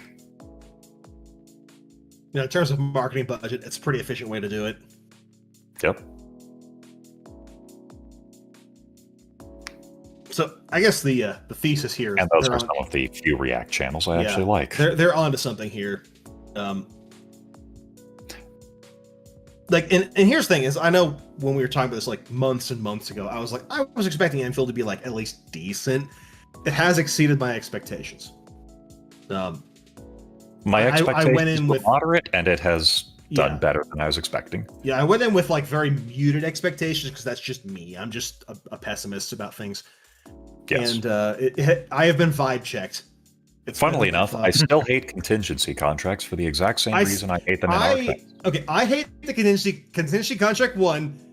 They use the frickin' space jellyfish monster as the and that's the worst enemy in the game. Literally the worst one they've ever made. I just don't like contingency contracts because they're a stat check. That's basically what they got. I found them to be like a fun. Okay, here's the thing. OG Arknights CC, there's a lot going for it. I think that transmitting the format of like pick your own difficulty and you pick buffs for the enemy and debuffs for yourself to like raise your level. I just think they don't know how to do it yet with the way Enfield's combat works. I think they're in the learning phase. The developers themselves are, because like by the time we got to like CC12 and OG Arknights, that was the best one they've ever done. It was awesome. It was like they had the Red Blade. You played that one, didn't you? I can't keep them straight. It might have been like right around the time you started playing. I think this was 2024. I don't know. I can't keep them all straight. Okay. Because CC12 had Red Blade, like the dude who lights a sword on fire, and he was just the guy, right? And let me say this in proper English. That was both challenging but a lot of fun. Basically, I MVP'd the map with like Dorothy and Penance, and it was super cool. So they can like that kind of thing. It when it works, it's fantastic. I think in terms of how they're doing with Enfield, they're still learning, because I found the CC to be more frustrating than fun. It was a stat check, basically. I didn't. Well, I had the stats. It just wasn't fun. And that's really what matters. It's like it wasn't necessarily as difficult as it was just an annoyance. It's like, oh, here the enemy just freezes you. Oh, here you instantly die to this attack. It's like, okay, that's cool. Your dodge is disabled. Yeah. Oh, yeah. I hate it. Yeah. So, like I'm saying, they've got to learn still. Like how do you make? Yes. The Let's take the core mechanic around which half the combat revolves, and then disable it. So they're working on it. I'm hoping that CC2 will be a bit more. It'd be cool if we could like place turrets as part of the CC setup. Like maybe that's something they need to do. Is like, oh yeah, you have like certain spaces to place like your, the things you've built, because that's a big part of the game, building turrets and yada yada for certain fights. Like when you're farming essences, you can just set up this giant kill farm and then you start the fight. I feel like they're still trying to figure out how they want to handle the turret stuff. 100%. Yeah. It's a game in its infancy, and the fact they've made it better than I was expecting to start out is like, I'm like, you know what? I'm here for it. Send me to Bird Trauma Simulator. Yeah, We're all in. I was not expecting to like some of the characters as much as I was. Me neither. And then some of the other characters I just kind of found annoying, mostly because we were just talking about the forced dates with the Fangy lady. Yeah, no, the filler. It's like, okay, we just released this game. We're still working on some of the zones and storyline. What do we do to make it feel longer? I know, we'll have you walk through the parts of the zone we've already made. Isn't our super cool city with the waterworks very awesome? I hate Wuling and everyone in it. Oh, it's amazing. Like, and we were talking about that just before you hopped in. Billy, when you get in, because they don't have sidewalks. They have tracks. Oh yeah, it's cardio city. It's a city of cardio enthusiasts. I hate them so much. Which is weird, because like it's basically like Chinese Venice. Conceptually, I like it. I'm annoyed that we're still there. That's kind of where I'm at. I don't know. Yeah, I think, again, they were trying. Basically, it feels like they kind of rushed through the entire Valley 4 setup, got to Wuling, and then realized that none of the zones in Wuling were going to be ready, so they had to make an entire separate. Oh, for sure. I think that Valley 4 was the first thing that was done, and so they had that packed away in the box for like a year before the game released with minor changes. Yeah. They release it, and they're like, oh my god, we got to catch up, because like on the other hand, it's like there's certain things I really like in the Wuling region, like the test area. It's literally just called the test area. Oh, there are lots of good things. It's you go through this section where it's literally just basically an exploration section. You're just going through like basically a ruined museum, and you get to the end and stuff happens. But I actually really liked that. That was a good, like, it was like an hour and a half to get through there. I remember playing this on like some random Thursday. Yeah, part. It was very enjoyable, and I got to like witness very pretty graphics, all the things, great designs. Good boss fight. So they're excelling in the especially in like environmental design and areas like that. I think that's one of the strong points. Sword Vault was good too. Sword Vault was pretty cool. Did you enjoy jumping over the bananas? You can get some wicked up for it with those all I'm playing. Like so, the mechanic is that there's monkey enemies that throw bananas at you. Now, I am curious to see Milk's reaction too. Mm-hmm. This is the character that the watch is based off of. Isn't that cool? That looks pretty sick. And this is on the right here. You can see on the right here. You can see. Oh wait, hang on. There's an image I forgot. On the right here, you can see the chibi. So this is how the character appears in game.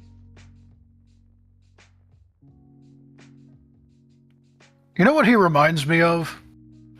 Like the design language is different, but he has the same vibe as like a Space Marine apothecary.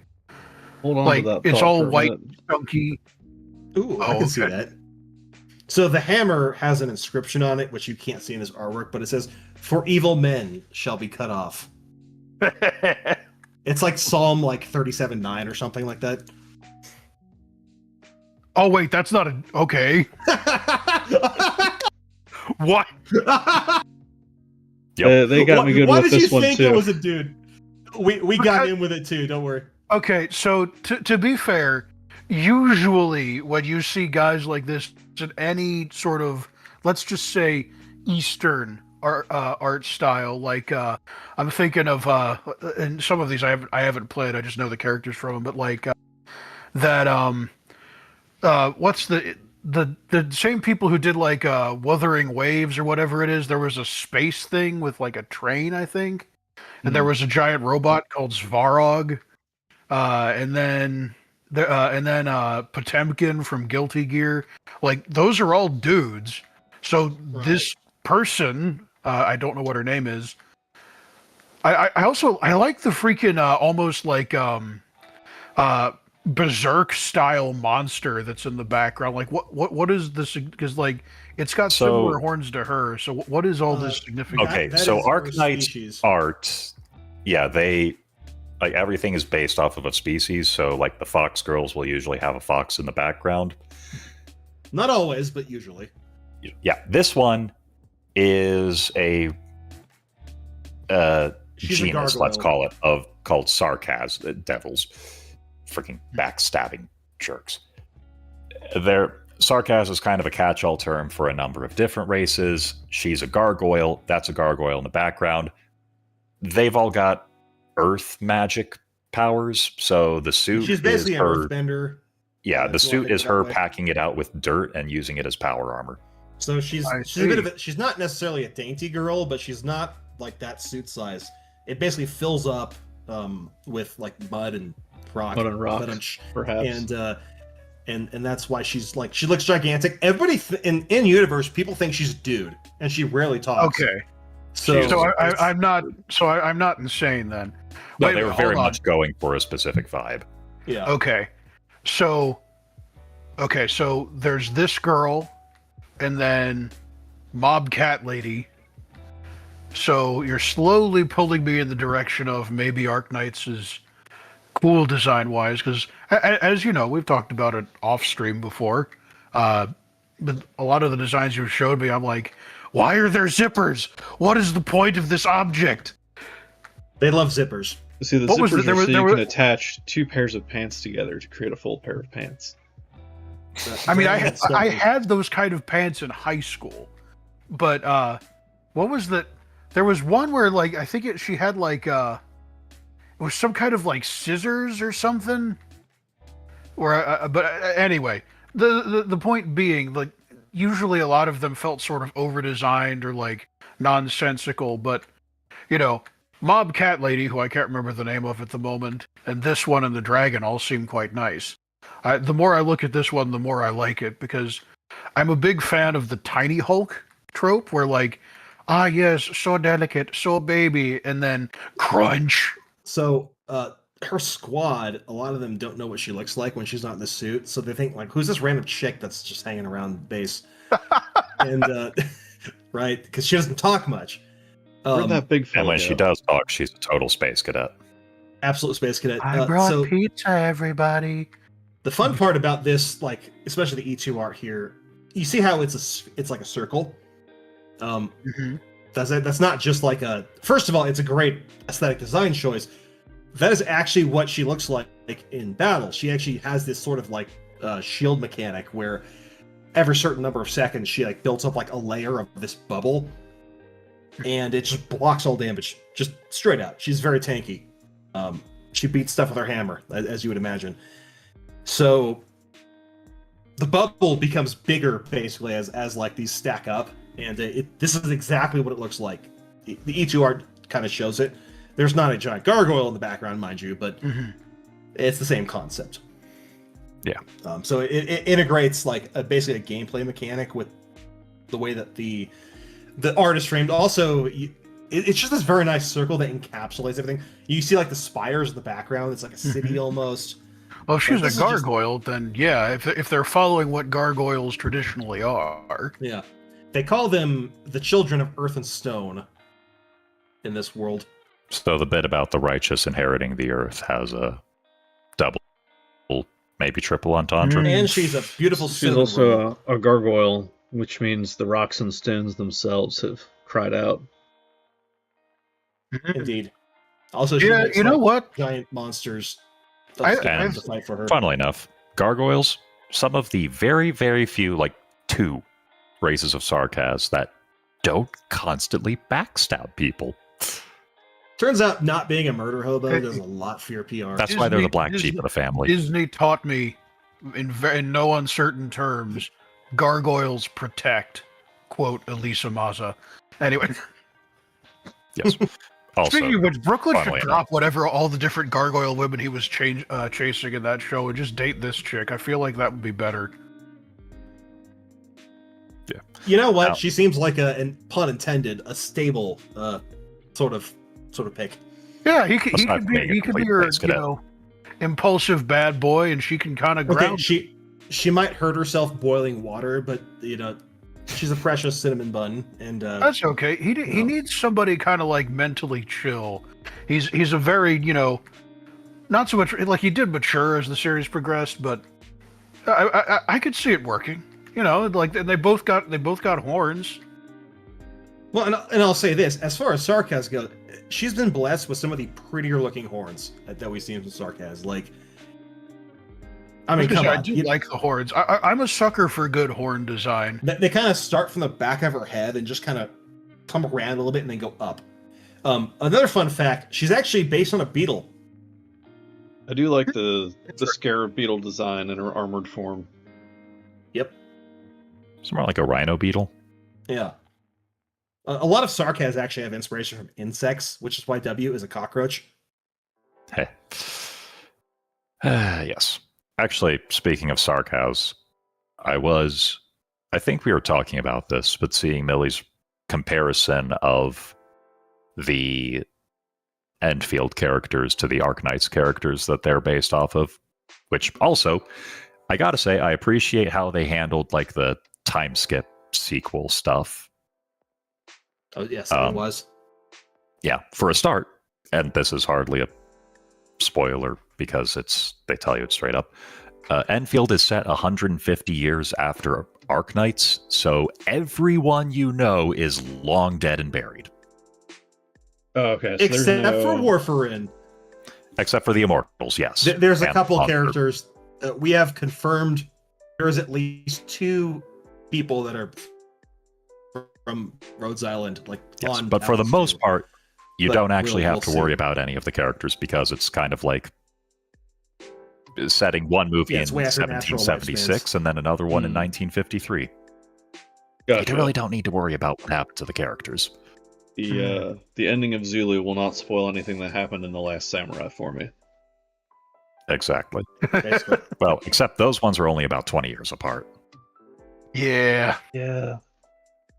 Although it is also on a completely different planet that is out of contact with Terra, so you really don't know. It turns out the Stargate, if it breaks, that's bad things happen. One could imagine. So it's actually basically. And once again, it was all the Sarkaz's fault. It's always a Sarkaz. But I'm not sure if you've done Camille's quest, but it confirms Jacob Meiser, the Landbreaker guy. Oh, I haven't done his yet, but yeah. Oh, it's always the Sarkaz. It's always the Sarkaz. Always the Sarkaz. The first thing they did when they got to a new planet was backstab everyone and break everything. Let's cause a war because that's what makes fun to us. Also explains why the Landbreaker enemies don't have any animal features. Because they're all Sarkaz. That would explain a lot of things. Oh yeah, technical lore question because I know absolutely nothing about Arknights except what you guys tell me, and it's possible I may be getting this confused with one of the other gacha games. But so why do some of them actually have some of the dudes have straight up animal heads, like that wolf guy everybody thirsts over? That seems to be a bit of a luck of a draw thing. Basically, so there's this race called the Precursors. They're what we would think of as humans. And then an Arknight human is just the generic term for any intelligent biped. So it could be various animal species. The originals were the Sarkaz on Terra specifically. And then the Precursors brought their lab animals with them, and then they basically turned into the animal-eared humans that were... They started copulating. I could just hear Diogenes losing his mind centuries ago. So, yeah, Arknights lore. Yeah, it turns out a chicken can indeed become a man. Dang it, he was right. Except some of them just kind of revert a bit more to the original baseline than you would expect. There are deep and we shall not spoil lore reasons for why they resemble people and historical cultures and yada yada yada. But these reasons. Diogenes walking through the dark with the lantern. When asked, he says, "I am searching for an honest cat wife." Luckily for you, there are dinosaur wives. Oh no! Why did you tell me this? There's crocodile women. The biggest, debate in their culture is whether thick or thin tails are better. Oh yeah, I actually went over this with you before. I'm all about thick tails. Watch me break this down, paleontologist/zoologist style. Okay, so if we're going based off of science, if you are looking at a male, generally speaking, and I could see arguments kind of going either way. Like if you're a woman lizard person looking at a male lizard person, you want somebody with a more muscular tail, but with not a lot of fat on it, because you want him to be able to go, without eating as much, while donating most of his kills or gatherings or what have you, depending on whether you're omnivorous, carnivorous, what have you. You want them to have more of a lean, muscular tail with the ability to hold fat when things are really good, because you want him to last long amounts of time donating his kills to you so you can sit on the eggs while you're nesting. And if you're a dude, you want a woman with a fat-ass tail with fat tail with good deposits, because you want her to be able to sit on that nest and live off of that nutrition while she's making sure that predators don't eat your babies. Except in this case, thought about this way more than we have. Also, the lizards, like all people, are viviparous in this. Ah, okay. So basically, that it would probably function more like just how humans would prefer someone who can have birthing hips. Then, do you want to show? Tomimi. If you're talking about fat tails, this is what we're talking about here. The funny thing about this character, her class is mage. Her special ability is that she stops casting and instead engages in melee. I like the climbing tool mace thing she's got there. Look at the that's the description. Oh, here, I'll post it in here too. That's Gaviel in the stream. I'll post whoever this new person is here too. This is Gaviel's ultimate simp. Gaviel is also funny. She's the "I'm healing you by smacking you with a stick" kind of character. Combat mage or combat medic, yes. Excuse me. Yep. She's a fun one. She even got the mana is stored in the tail. Fat tail. The mana is stored in the tail. This is indeed true. Depending on how fast she metabolizes that fat, that could be like that. What's that? That Naruto character. It's been a while since I've watched Naruto. Like that was in college for me. Choji, yeah. His whole. Oh, yo, Choji, yeah. Oh, yeah, it's like Kuro. that. We have another Gaviel appreciator. Hey, there we go. Yeah. So, Kuro, thick or thin tails? Your answer will determine your fate. There is one correct answer, and it's thin. No, it's thick. Thin. Literally thick. You bastard. See, I just appreciate tails in general, so... Okay, I come from the... I gotta put my cards on the table. I come from the Lupo school of fat tails are the best. Thin tails. Ah! Excellent. No, lizards, like... There's a difference between a fat tail and a large tail.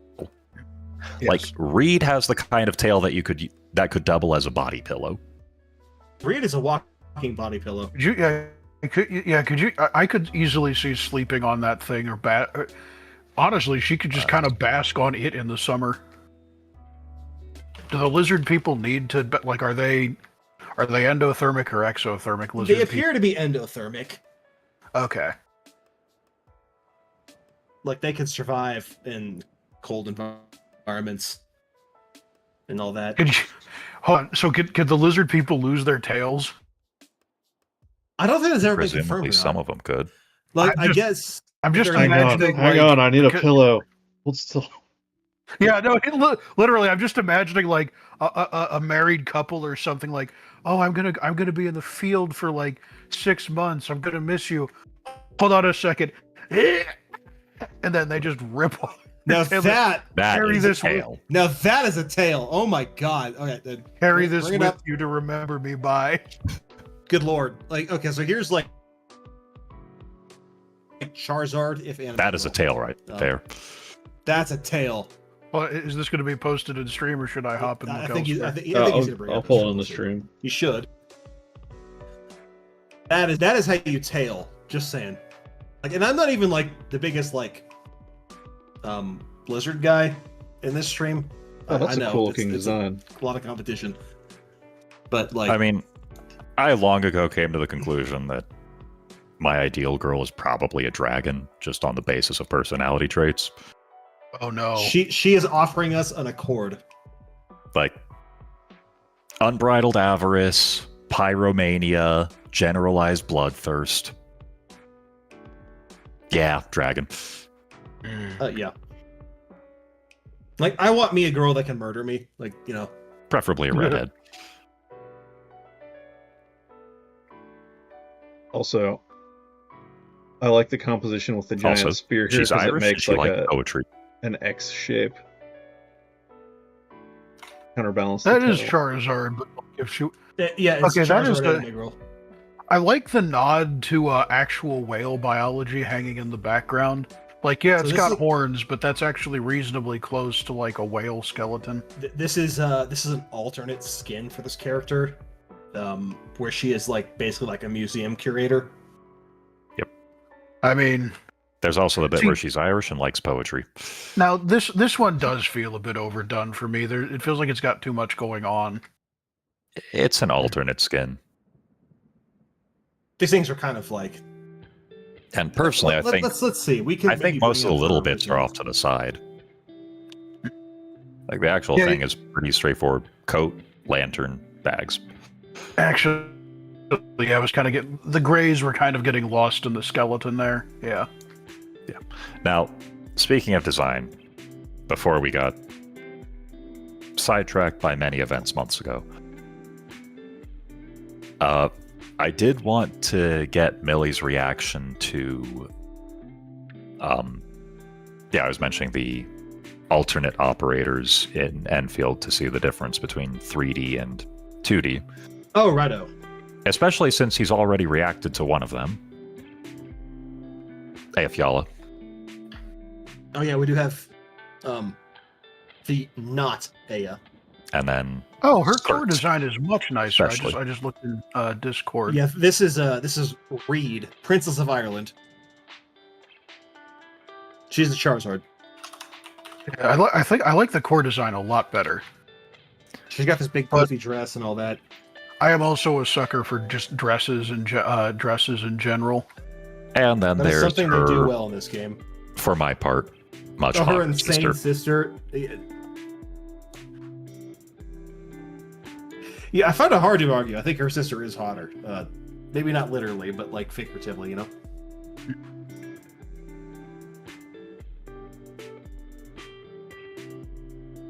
This is definitely that sort of like you have to have some self-preservation instincts. You understand? Yes, but what a way to go. I mean, what a way to go. Are you sensing a dichotomy inherent within the meta narrative? We kind of have a bit of a Dante versus Virgil thing going on here. I see. Oh, also, we've still got the Mudrock pulled up. So for gentlemen that weren't here earlier, all right, how well does the watch capture the character? Let's see here. Well, I see. In terms of color palette, it's good. Oh, there we go. It's kind of Right. hard to really I mean, it's convey a a watch. specific character without putting the character on the watch. In terms of color palette, it's good. The hammer is nice. I think the hammer is the biggest That's why I strength like- for this one. That's what I Oh like yeah, about that's it. nifty. is the Like, you wouldn't subtlety of know it. unless you knew. The crash would be cold for reasons. Indeed. Oh yeah, here. Yeah, it's I cold will. fire. I'm actually going to use the bezel. Set a time limit because I need. Oh shoot! I just blew past it. I do actually need to get ready for church soon. So the top of the hour here, we'll have to call it. But all right, which character am I reacting to? Oh, do you want it? Well, let's see. Look up. I think Cert and Lavatane would make for the best comparison. How about you, Squirrel? That's a good start. Yeah, that's one of our I won't call it clone characters, but for lore reasons, there is somebody who looks and sounds exactly like them. You know that thing about if you put your memories in a new, like, copied all of your memories and put them in a new body? Is it still you? Well, in this case, they have actually quite definitively answered no. They are a different person. They just have all of their memories. That's one of the better first things they started with this game too, is going through that whole shtick. Yep. Which this character in particular is interesting because her baseline version had this psychiatric disorder where she had false memories. So the new version is slightly resentful because she has the same thing, so she doesn't actually know what her own memories are. She's kind of mad at her predecessor in some ways.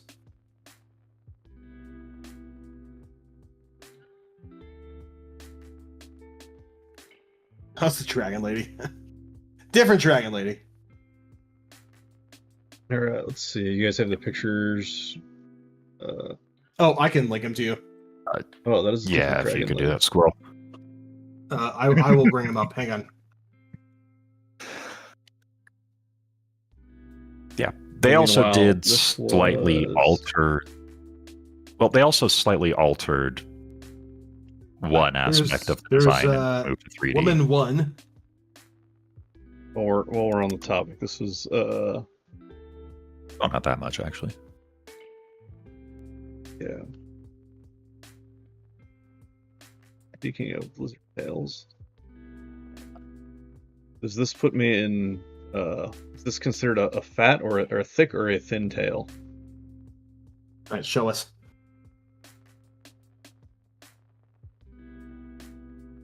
I gotta wait for the stream to catch up. It's hard to tell from this angle. Yeah, feel like that's we're getting a lot of the Yeah. torso and the very tip of We're the getting tail. on the top half. I'll just say that. Like Is I'm this gonna call that medium tail. Wait, isn't this the Momosuzu Nene cover of Salamander or Salamanda? Yes. Wait, Well, I that's thought- Nene? I thought they did a Yeah. really cool lizard design for it. So Oh no way! I would not have noticed that's Nene. Yeah, I only know because I remember watching that and I enjoyed Wow. it. a good song. I just know she's obsessed with beetles.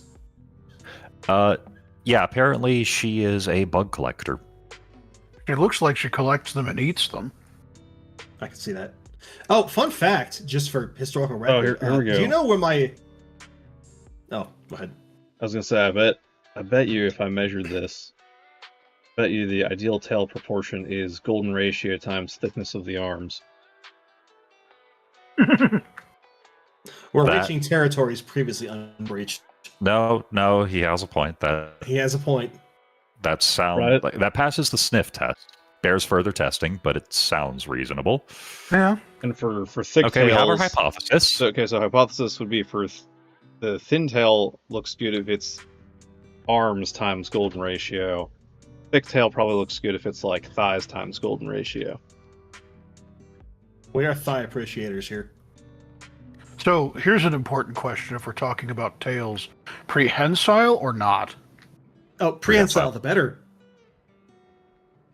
That way it can double up as a constrictor. Like that is one major failing of lupo tails. They're usually not prehensile. Just saying. That's why I Right. like the dragon tails. Hang on, if I drop a ruler into OBS,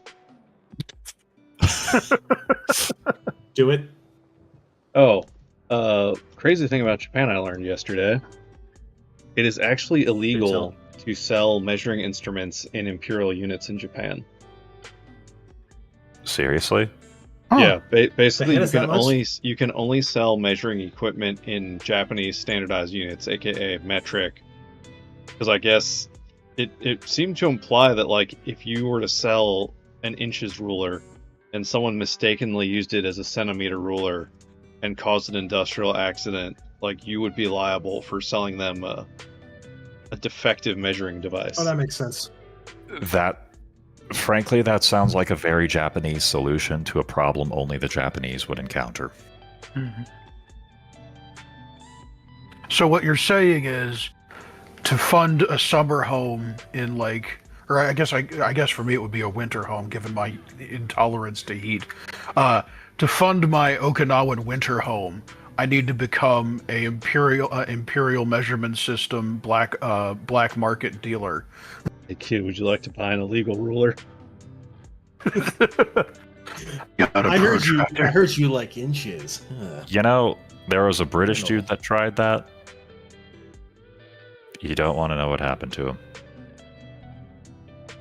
Actually, I'm not sure if I've told Well, this he story. couldn't get quartered because metric doesn't have quarters. Hey! All right, Actually, did I tell you about the first British representative of the East India Trading Company that got sent over to Japan? Is this Squid Guy? I know I told you, Squirrel. You probably did, but I don't know if I remember. We were playing Left 4 Dead. No, Wow, Bratwurst. we are measuring the nays. Oh, wow. We will use centimeters here because there's more fine gradation. Shoot, I should have gotten one with less of a border around it. Yes. Hang on, This is the hang on. content. We gotta fix this. We gotta fix this. So, the East India Trading Company decided to send a guy to Japan to see what was up. He hitched a ride with the Portuguese. Went there, very successful trip. Got a bunch of gifts, including a couple suits of armor that were meant for the King of England. I think it was King James. They're still in one of the British museums. Yep, came back. Heroes welcome. Very popular. And then they find his hentai stash. Uh-oh. Hmm. Like, what kind of hentai? Well, the polite term is erotic artwork. It's kind of a catch-all for hentai these days. Yes. However, given some of the samples of the period, there was probably at least one bit involving tentacles. Well, I'm not surprised. This guy got publicly fired in front of the East India Trading Company. The original Gooner. And he brought back so much hentai that they were able to make a legitimate bonfire out of it when they burned it at his firing ceremony. That's a lot. Impressive. Also, I just realized she's wearing like taffeta gauze sleeves. Yes. It seems horrendously impractical given her mode of, I'm assuming, her means of locomotion, which look like it's scrabbling up walls at a frantic pace. Yes, but you have to remember, the benefit of the clothes not being real is that designers can go absolutely wild. This is true. This is true. This is in fact a VTuber. Magical superhero wee woo fabric, then sure. Yes. But he's measuring. okay, before we go off, sir. Oh, Sturdy Wordy, the Red Woman. Well, once he finishes his ruler playthings. Oh yeah. He's figuring it out. So in other it's fun drip news, or drown from Kuro. This is true, Kuro. You are correct. Accurate. So here's a fun historical fact. So you know Dome Keeper, that game that we're obsessed with? Mm-hmm. Would you like to guess whom I had my first Dome Keeper experience with? Not that I necessarily played with this person, but my first time seeing that it existed. Do you know who that is? Was it... Hang on, let me guess. Guess. Was it based on the context, I'm guessing HoloLive, and based on the ones that I know you watch specifically, was it Shishiro Botan? How did you know? Because that's the only HoloLive where you watch consistently. How did you know that it was okay? Yeah, it was Botan. Okay, shut up. Process of elimination, dude. Based Okay, on the context, it's Hololive, and the only one you watch is Shishiro Botan. Okay, so here's how it works. Okay, you have like a JP. I guess the kids say Oshi these days, and you have an EN1. My EN1 died, and so she's dead now. But now it's just Botan. So there you go. Wait, what? Well, Mume retired. She's back. Yeah, she's still dead. Oh, Fair. okay. I don't miss Shashi. Oh, I miss Mume. That's a topic for another time. I miss Mume. All right, so 1, Not quite the same. 2, 3. All right, 3 so centimeters. her arms are 3 centimeters.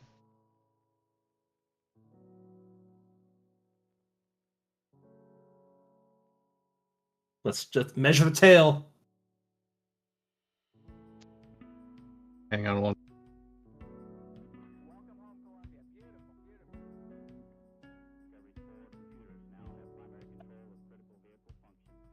All right, so 3 centimeter arms, so golden ratio, like our prediction here.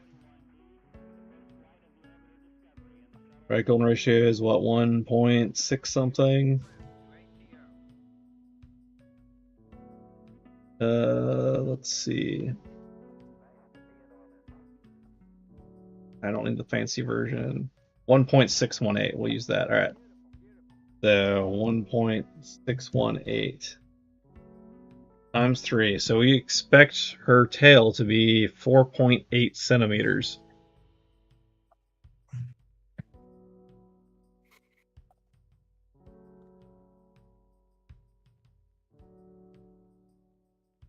Let's see. Here we go. There's 4 for the tail. If you count the spikes, that would bring it to 5. And then as you go down, the tail gets thicker. Tail gets thicker as you go down to 5. So yeah, it is tapering towards. As it tapers towards the bottom, it is approaching the golden ratio with her arms. Well, there you go, folks. Science has answered our question. Why is the Tails golden ratio should the be answer to fat, everything? And then they should become thin. And then her arms divided by the golden ratio is 1.8. And then I bet as you come towards the edge of the tail here, I bet you get. Look at that. You get 1.8 near the tip. It's the point that I've been arguing forever, which is that it's about the proper proportion in all parts. Golden ratio remains undefeated yet again.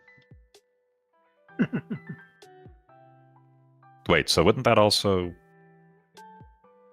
Never mind. So, truly, this is the patrician stream for the thinking man.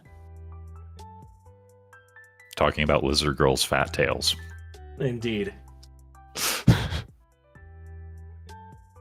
Hey, this is indeed the analytical research Kuro sub. Kuro agrees. He's here for it.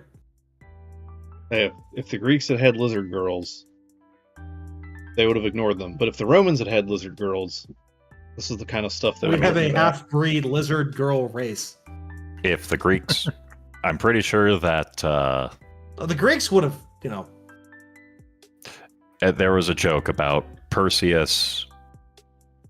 So when Perseus went to slay Medusa, he completely made up that bit about a mirror shield. Like, how is that even supposed to work? No, the thing is, he was the first straight man to fight Medusa, and he could not take his eyes off of her chest the entire time, and that's why he wasn't turned to stone. Perseus stays winning. This is a Perseus appreciating chat, Wait, hang on. Where? Oh shoot! Did I just delete the other one? Let's just double check here. We'll peer review our own work here.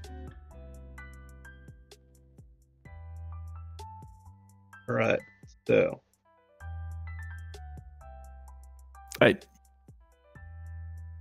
Yeah, if we're talking like lizard girl tails, yes, I would agree with the golden ratio thing. Okay. In the case of dragon girl tails, it's can you use it as a body pillow? Can you choke me to death with it? That's. Is that what the kids say? I guess what the kids say. Oh, here we go. Tamimi. All right. So the only person that can tail mog Tamimi is Province. That's like the only one who can do it. All right. So we're Even calling that- that pretty looks sure like it's got- what? 3 centimeters. That looks like 3 to me. The saddest thing is that Tomimi is on Team Thin Tail. She's a simp. She's a simp. Oh wait. So actually, wait. Hang on. Based off the difference in sizes of the drawings, her thighs are the same size as Nene's arms. So we were looking for the same number, which was 4.8. 4.8 something. Yeah. I feel like this one, I just kind of want to pat on the head, give her a snack, Oh, very maybe much. a drink of water. Very much. Don't It's let like, okay, don't let the guys fool you. She's actually a bloodthirsty warlord. Oh, okay. So that is not Oh applied my to thick god. tails. Oh, 8 centimeters. It's almost 3 times the size. But 3 is the perfect number. So we can scientifically say this is a fat tail. The fat Indeed. tail. Now, I would, grr, I'm trying however, to take I would, over. I would also argue, I think this tail is too fat. I don't like the way this tail looks. So Yeah, gonna say it's honestly, this is a golden Yes, ratio that's- violating tail. it's a little too thick. It's almost like the yeah. Whereas Yeah, look, that's- if well, you come down to the part here again- where we approach 5 centimeters, if the That's rest of the the tail joke. were that thick, that would, It is a deliberate narrative choice. It kind of Alright. it's almost like an insect at that point. They make fun of her for this. okay. So then our rule still holds. So if you want to see like a perfectly proportioned tail, like, you know, we got those. Is this the Mofu Mofu that we're Of did we course put, it is. we put in the Mofu I'm Mofu? actually Yes. gonna have to. We're gonna have to measure other tails another day. I do actually have to get ready for church. Uh-oh. I've run past my time to target here. Well, however, you really can't make the same comparisons between lizard tails and wolf tails because of the This is fluff. true.